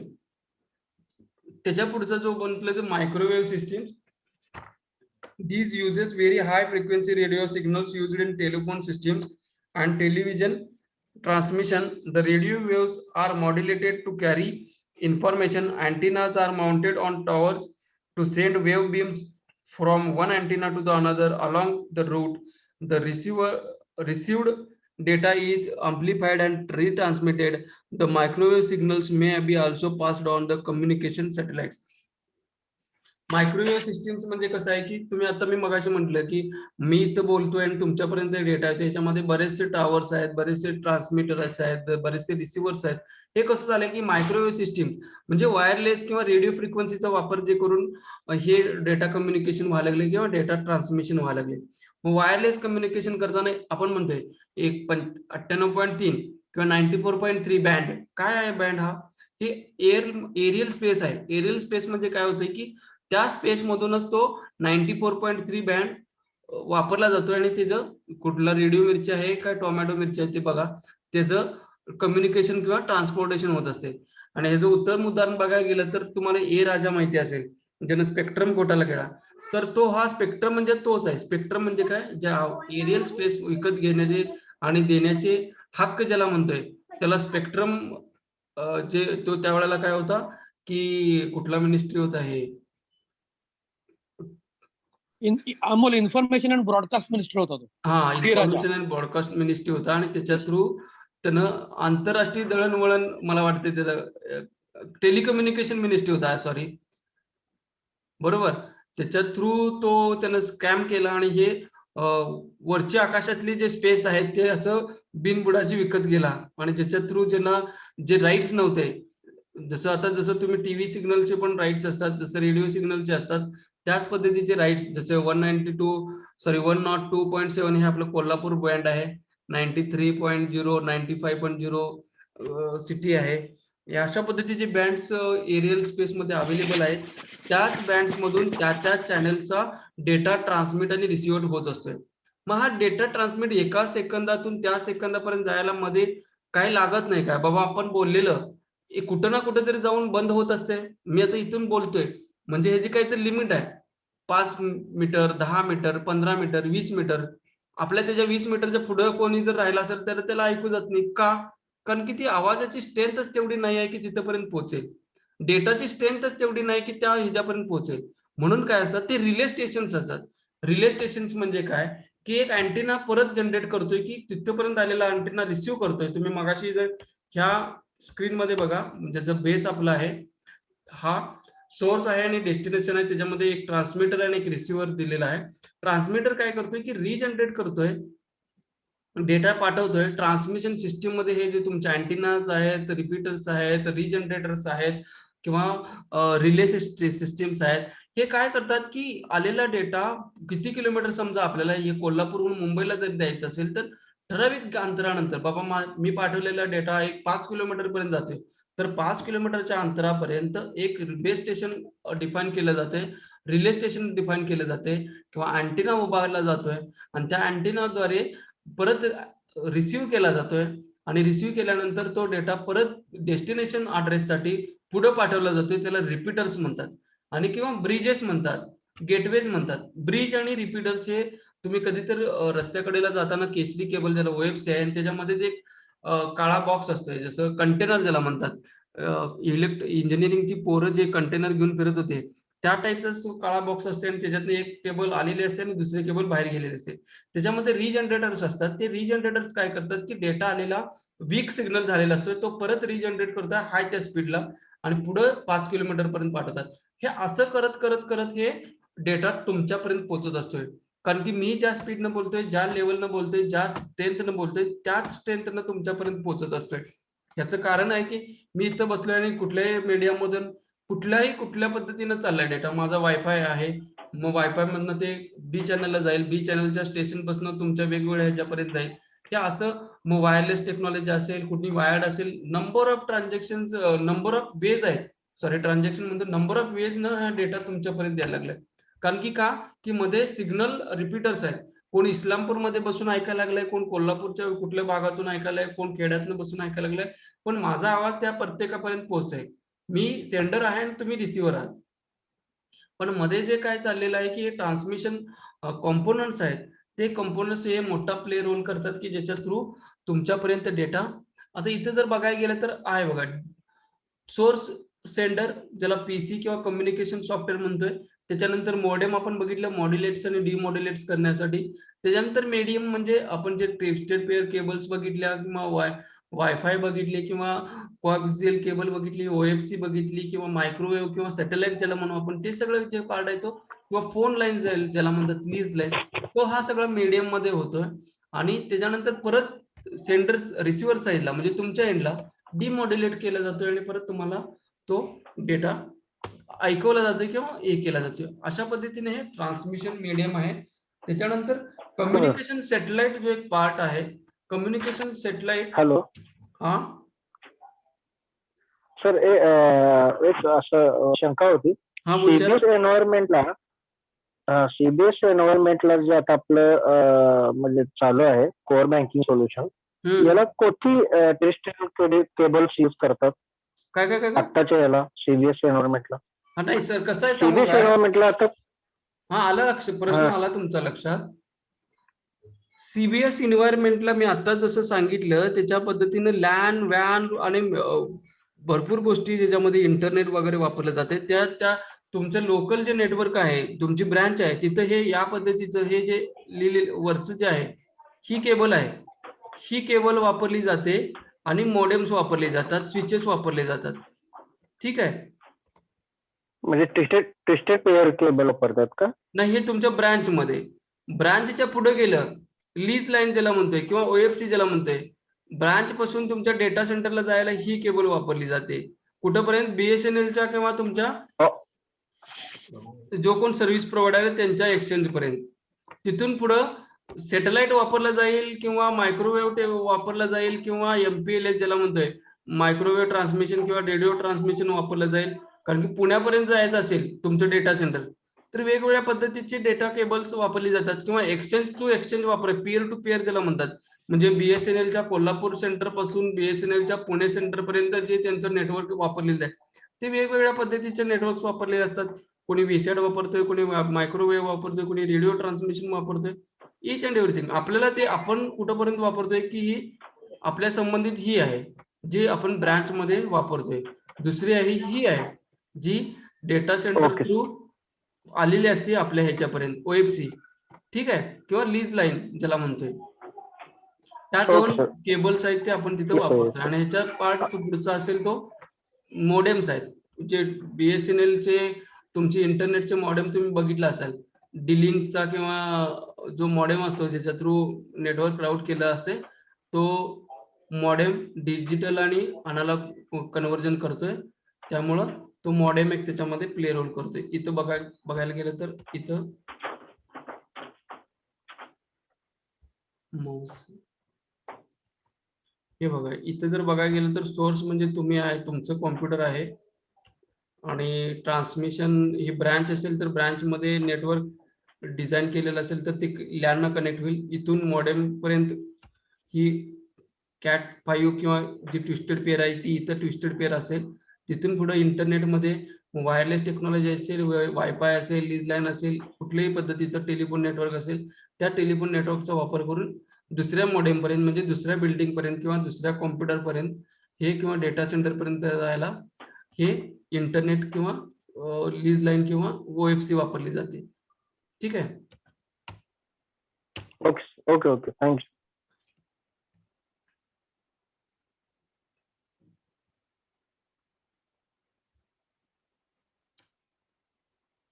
त्याच्यानंतर जो आहे तो कम्युनिकेशन सॅटेलाइट मी ह्याच्यामध्ये घेतलेलं नाही, पण तुम्हाला सांगतो कम्युनिकेशन सॅटेलाइट काय असते.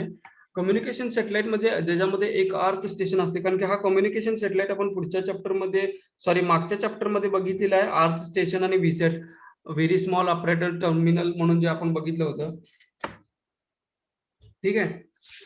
किंवा RBI नेट जे आहे ते आपण बघणार आहे त्याच्या डिस्कशन मध्ये. व्हीसॅटचा अर्थ असा आहे की तुम्ही लाईव्ह जे बघताय, लाईव्ह क्रिकेट मॅच किंवा लाईव्ह प्रक्षेपण त्याला बघताय, जे डायरेक्ट सॅटेलाइट थ्रू आपल्याला दिसत असेल ते म्हणजे सॅटेलाइट कम्युनिकेशन त्याला म्हणतात.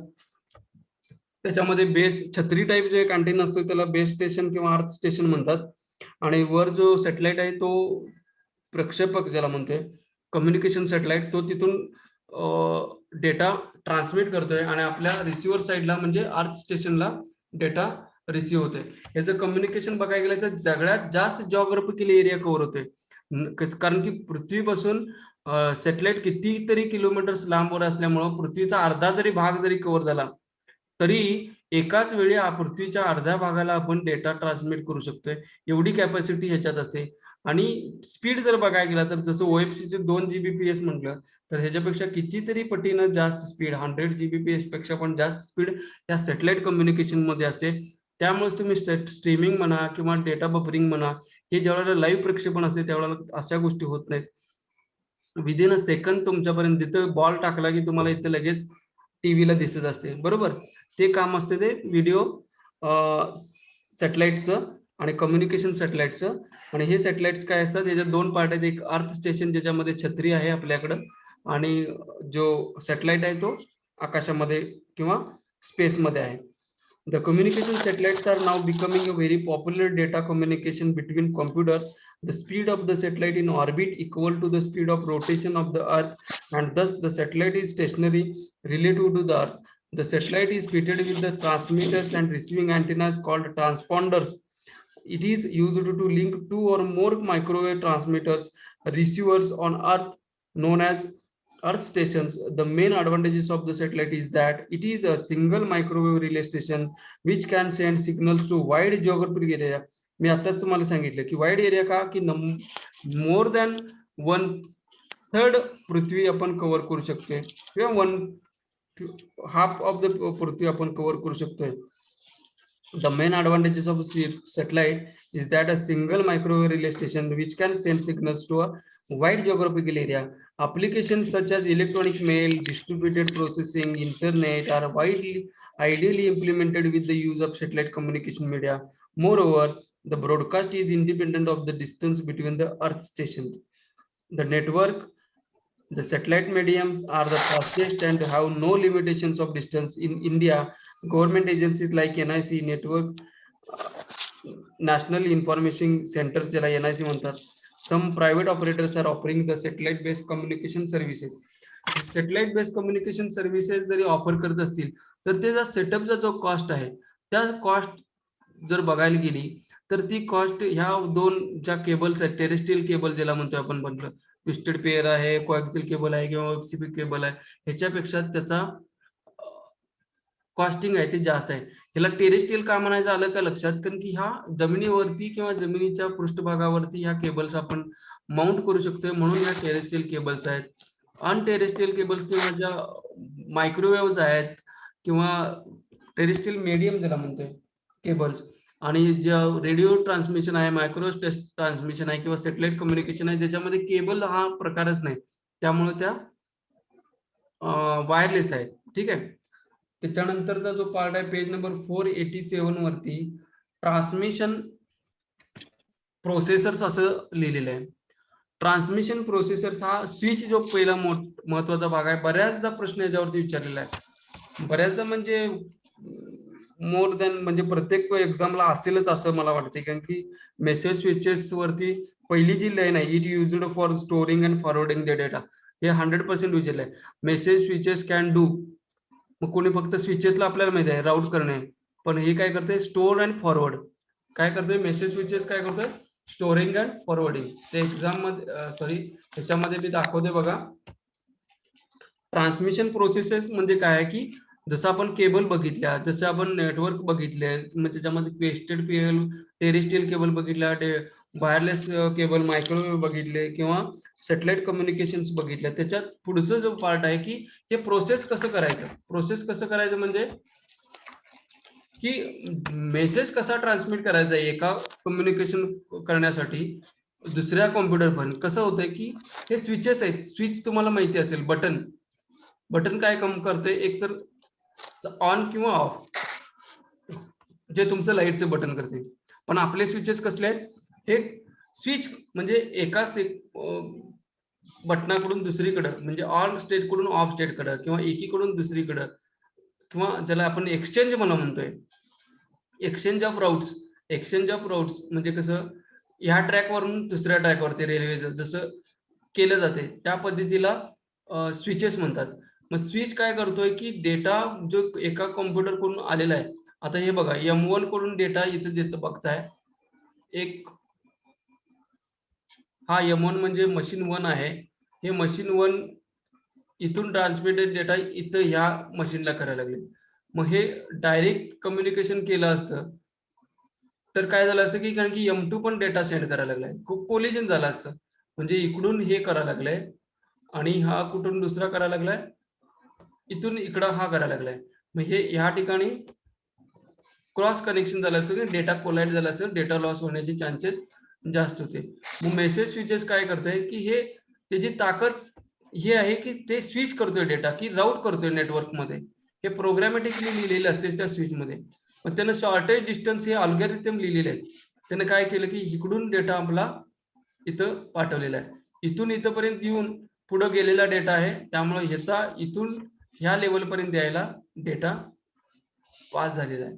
त्यामुळं मेसेज स्विचेसचं काम काय करते की डेटा स्विच करणं किंवा फॉरवर्ड करून पुढे पाठवणं. मग कसं करणार, ह्याच्यासाठी क्यूइंग सिस्टीम वापरली जाते. क्यूइंग म्हणजे काय, समजा आता इथं 2 आहेत म्हणून तुम्हाला हे झाले, ह्याच्यापेक्षा जास्त असतील तर एका ठिकाणी डेटा स्टोअर केला जाईल. जसं रेल्वे क्रॉसिंगला थांबते त्याच पद्धतीचं ह्याच्यामध्ये क्रॉसिंगला थांबून एक टोकन फ्री झाल्यानंतर पुढे डेटा पाठवला जातोय. ठीक आहे. बघा मेसेज स्विचेस काय काम करतात. Message switches it is used for storing and forwarding data to a large number of terminal over a single communication channel. Underline करा ही, हे डायग्राम पण तुम्ही काढून घेऊ हे करू शकताय, जसं करण्यासाठी म्हणून स्क्रीनशॉट काढून घेऊ शकताय. पहिली लाईन जी आहे ती अंडरलाईन करा, ही कंपल्सरी विचारलेलं आहे. It is the used for storing and forwarding data to large number of terminals for a single communication channel. हे महत्वाचं आहे. सिंगल कम्युनिकेशन चॅनल का म्हणतोय परत एकदा बघा की सिंगल कम्युनिकेशन चॅनल हे म्हणण्याचा उद्देश हा आहे की डेटा हे एकाच कम्युनिकेशन चॅनल, इथे त्याला 2 ऑप्शन्स अवेलेबल आहेत, पण डेटा कुठं गेलाय, शॉर्टेज डिस्टन्स बघतोय किंवा जिथं जास्त ट्रॅफिक नाही आहे तो डेटा स्विच राऊट करतोय आणि त्याच्या डेस्टिनेशन पर्यंत पाठवतोय. आलं लक्षात. हे वेगवेगळ्या पद्धतीने डेटा पाठवू शकतोय. त्यामुळं सिंगल कम्युनिकेशन केबल का म्हणतोय, सिंगल कम्युनिकेशन केबल याच्यासाठीच की शॉर्टेज डिस्टन्स आणि speedy transfer. Okay. A message switches received data from all the terminals, stores them in a queue. मी आता सांगितलं राउट्स देम. क्यू का करायचं की एकापेक्षा जास्त जर डेटा पॅकेट्स असतील आणि त्याचं सोर्स आणि डेस्टिनेशन ऍड्रेस समवॉट सेम असतील किंवा कोलाइड होत असतील, कोलाइड म्हणजे काय ऍक्सिडेंट होत असेल, तर त्यावेळेला ते होल्ड करून ठेवतात. पुढचा पास झाला की त्याच्यानंतर जसं फर्स्ट इन फर्स्ट आउट त्याला म्हणतो, फिफो डेटा स्ट्रक्चर ज्याला लिस्ट म्हणतात, तर त्या पद्धतीनं ते डेटा मुवमेंट करतोय. आणि नंतर काय होतं की it also distribute messages coming from the CPU to appropriate terminals during reception. हे कम्युनिकेशनचं काम कोण करते? हे सीपीयू आणि स्विचेस ह्या दोन गोष्टी करतात. मेसेज स्विचेस कंपल्सरी लक्षात ठेवा, इट स्टोअर्स आणि फॉरवर्ड द डेटा. हे दोन शब्द तरी स्टोअर आणि फॉरवर्ड डेटा हे लक्षात ठेवा. मेसेज स्विचेस नंतर मल्टीप्लेक्सर. मेसेज स्विचेस हा कुठपर्यंत येतोय बाळ? तुमचं जे लॅन मध्ये जे नेटवर्क आहे, लॅन मध्ये नेटवर्क आपण बघितलं होतं मगाशी, इथं हे जे आहे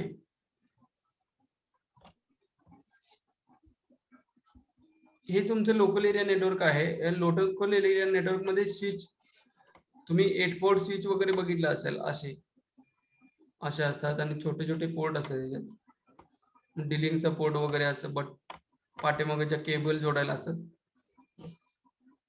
तसंच हे नेटवर्क स्विचेस असतात, ज्याला आपण राउटर म्हणूया वाटलंच तर. सिस्कोचे वगैरे जे मोठमोठे नेटवर्क्स हँडल करतात आणि डेटा कुठून कुठपर्यंत पाठवायचं आहे हे काम ह्या राउटर्स किंवा स्विचेस मध्ये केलं जातं.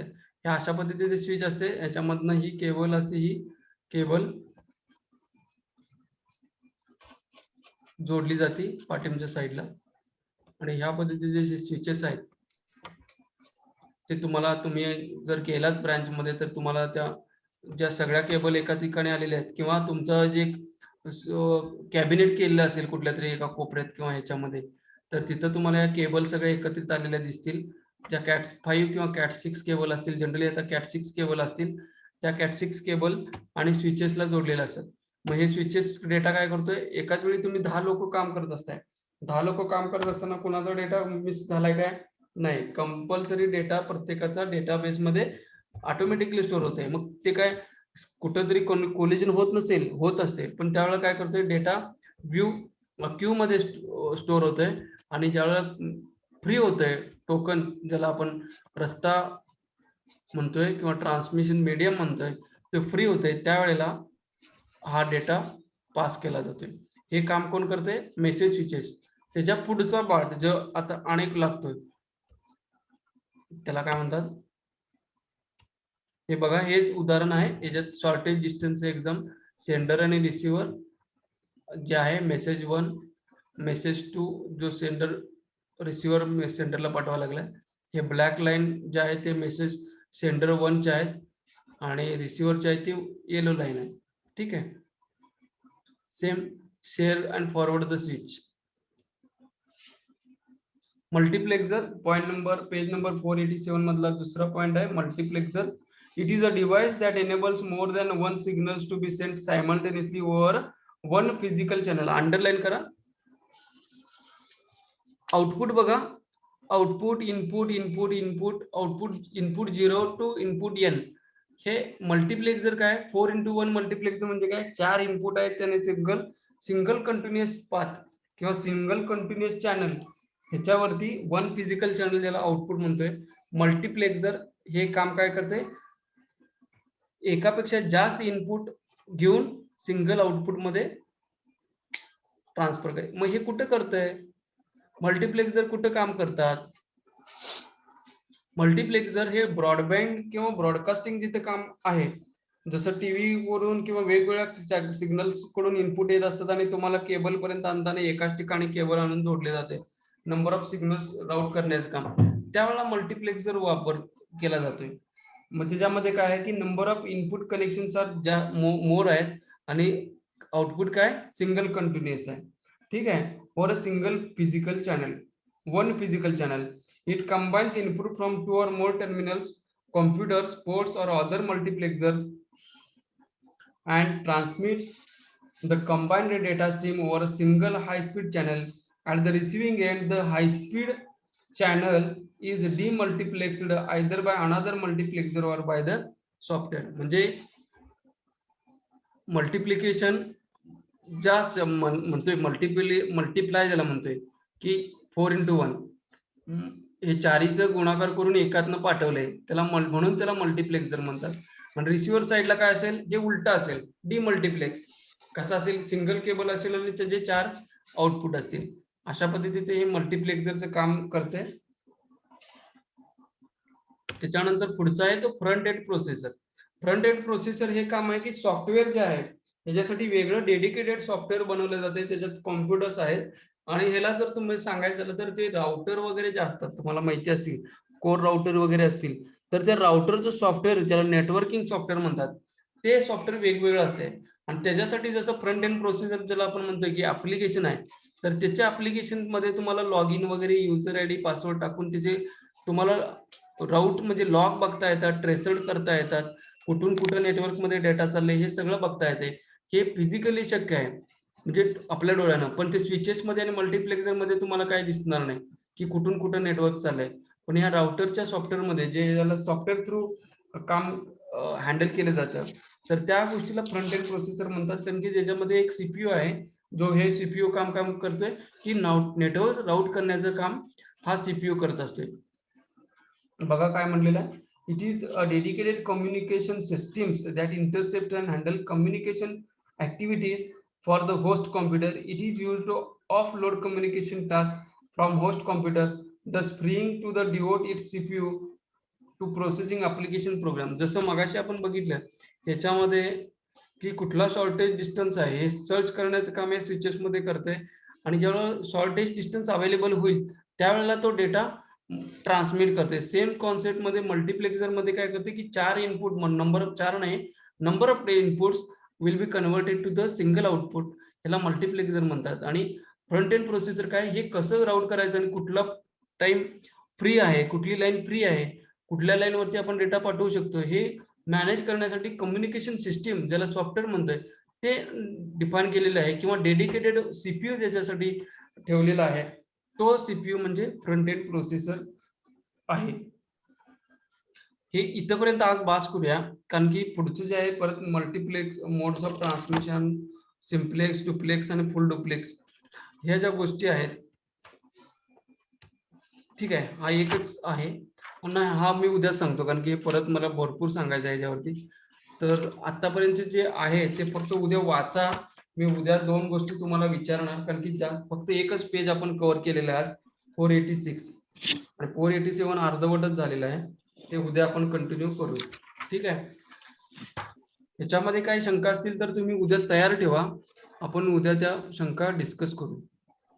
आणि आज बरेचसे लोक नंतरला गहाळ झालेले आहेत. 82-85 लोक होती, आता मला पार्टिसिपंट 68 दिसत आहेत. नो डाऊट त्यांना बाकीच्या गोष्टी असतील, टाइम झाला असेल, झोपायचं असते, पण शक्यतो मी व्हिडिओ शेअर करतोय. आपण माहिती आहे तुम्हाला की आपण रेकॉर्डिंग करून घेतोय, ते रेकॉर्डिंग सुद्धा तुम्हाला